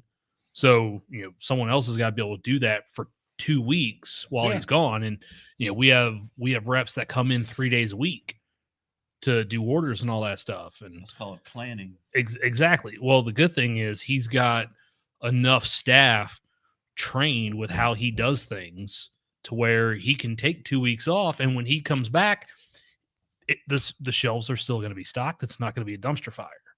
But again, making the plans, that person could either like order extra and tell his reps or whatever, hey, I'm going to be gone these weeks, so I need to place an order for when I leave and also the week I'm gone, and then this, and then he doesn't have to rely necessarily on any of the staff unless you need something. We wouldn't be able to do that because we don't have the shelf space for 2 weeks worth of product. I was just thinking like you have inventory spot in the back. No, we don't. Okay. I'm just saying in general, it's like you either prepare for leaving and you have to rely on anyone, or you train people to do it. There's ways to do this. Yeah, it's literally like, hey, on most of the walls, we can fit 5 bottles of any particular wine. So reps come in either Monday or Tuesday and he places an order, and then they come in Thursday and he places an order to get us through the weekend until the next time that their stuff would come in. So we're placing orders with reps twice a week. And so that's where you train somebody up. So there's a couple people that are trained enough in the staff, and he's already had a conversation with all the reps. It's like, all right, here's what I need you to do for the weeks I'm gone. Like these products, keep a certain amount on the shelf, like order this much. If it gets, if we've got 2 bottles, we need to have 5. If we've got 1 bottle, we need to have 5. This stuff we're okay on. Sure. This is the stuff we need to so he's also training the reps to be able to deal with it while he's gone as well. Because we can't do that thing where we just sit there and go, well, we got these 50 bottles that we go through a case a week. Well, let's just order 50 cases, a case of each one of those. Well, no, we can't do that because we don't have enough space. Yeah, no, I get it. I mean, there's always the circumstances for that. I go back to it where it's just you prepare yourself for it. Mm-hmm. That's all you can do. I think the big thing coming out of the topic that we had tonight, the conversation we had tonight, was to keep, again, making plans. This is something that if you get caught in the rut, you're going to have a hard time digging yourself out of it unless you get to those best practices. And that's what I was saying about when things before all this stuff in 2020, I felt like we were at that point where people were feeling guilty in this country, especially to take time off. You were made to feel guilty. You made yourself feel guilty. Then all of a sudden this happened, like, hey, life's more important. You know what I mean? Life's more important. Business, it's not the end all be all. 18 months later, things are back in full swing. Oh, you're taking this week off? Okay. Wait, I'm sorry. Like I told you about this 6 months ago. No, it's fine. I feel like it's not. I feel like we're in a relationship right now because you said it was fine. And then now you're saying says otherwise. You're saying first you said it. No, that's great. It's fine. Now you're saying it's fine. I don't like this. I feel like I'm supposed to enjoy my time off. Now I'm worried, am I going to have a job when I come back? Yeah. That's not okay. I don't like that. Nate, you need to plan passport. He's like, get off my back, man. Like, got it. I want Shannon every time he tunes in from the road. Did Nate get his passport yet? Passport. I'm going to take days off just to come out west and track you down just to beat that shit. You might be out of the country. He said he's going to be in Mexico. Do you have your passport? I'll have my passport. I'll be gone. We're in Mexico. Come get me, fucker.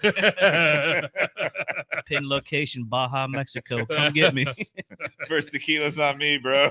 Oh no, you already said you got to cross back into Texas. I'll just wait in Texas for you.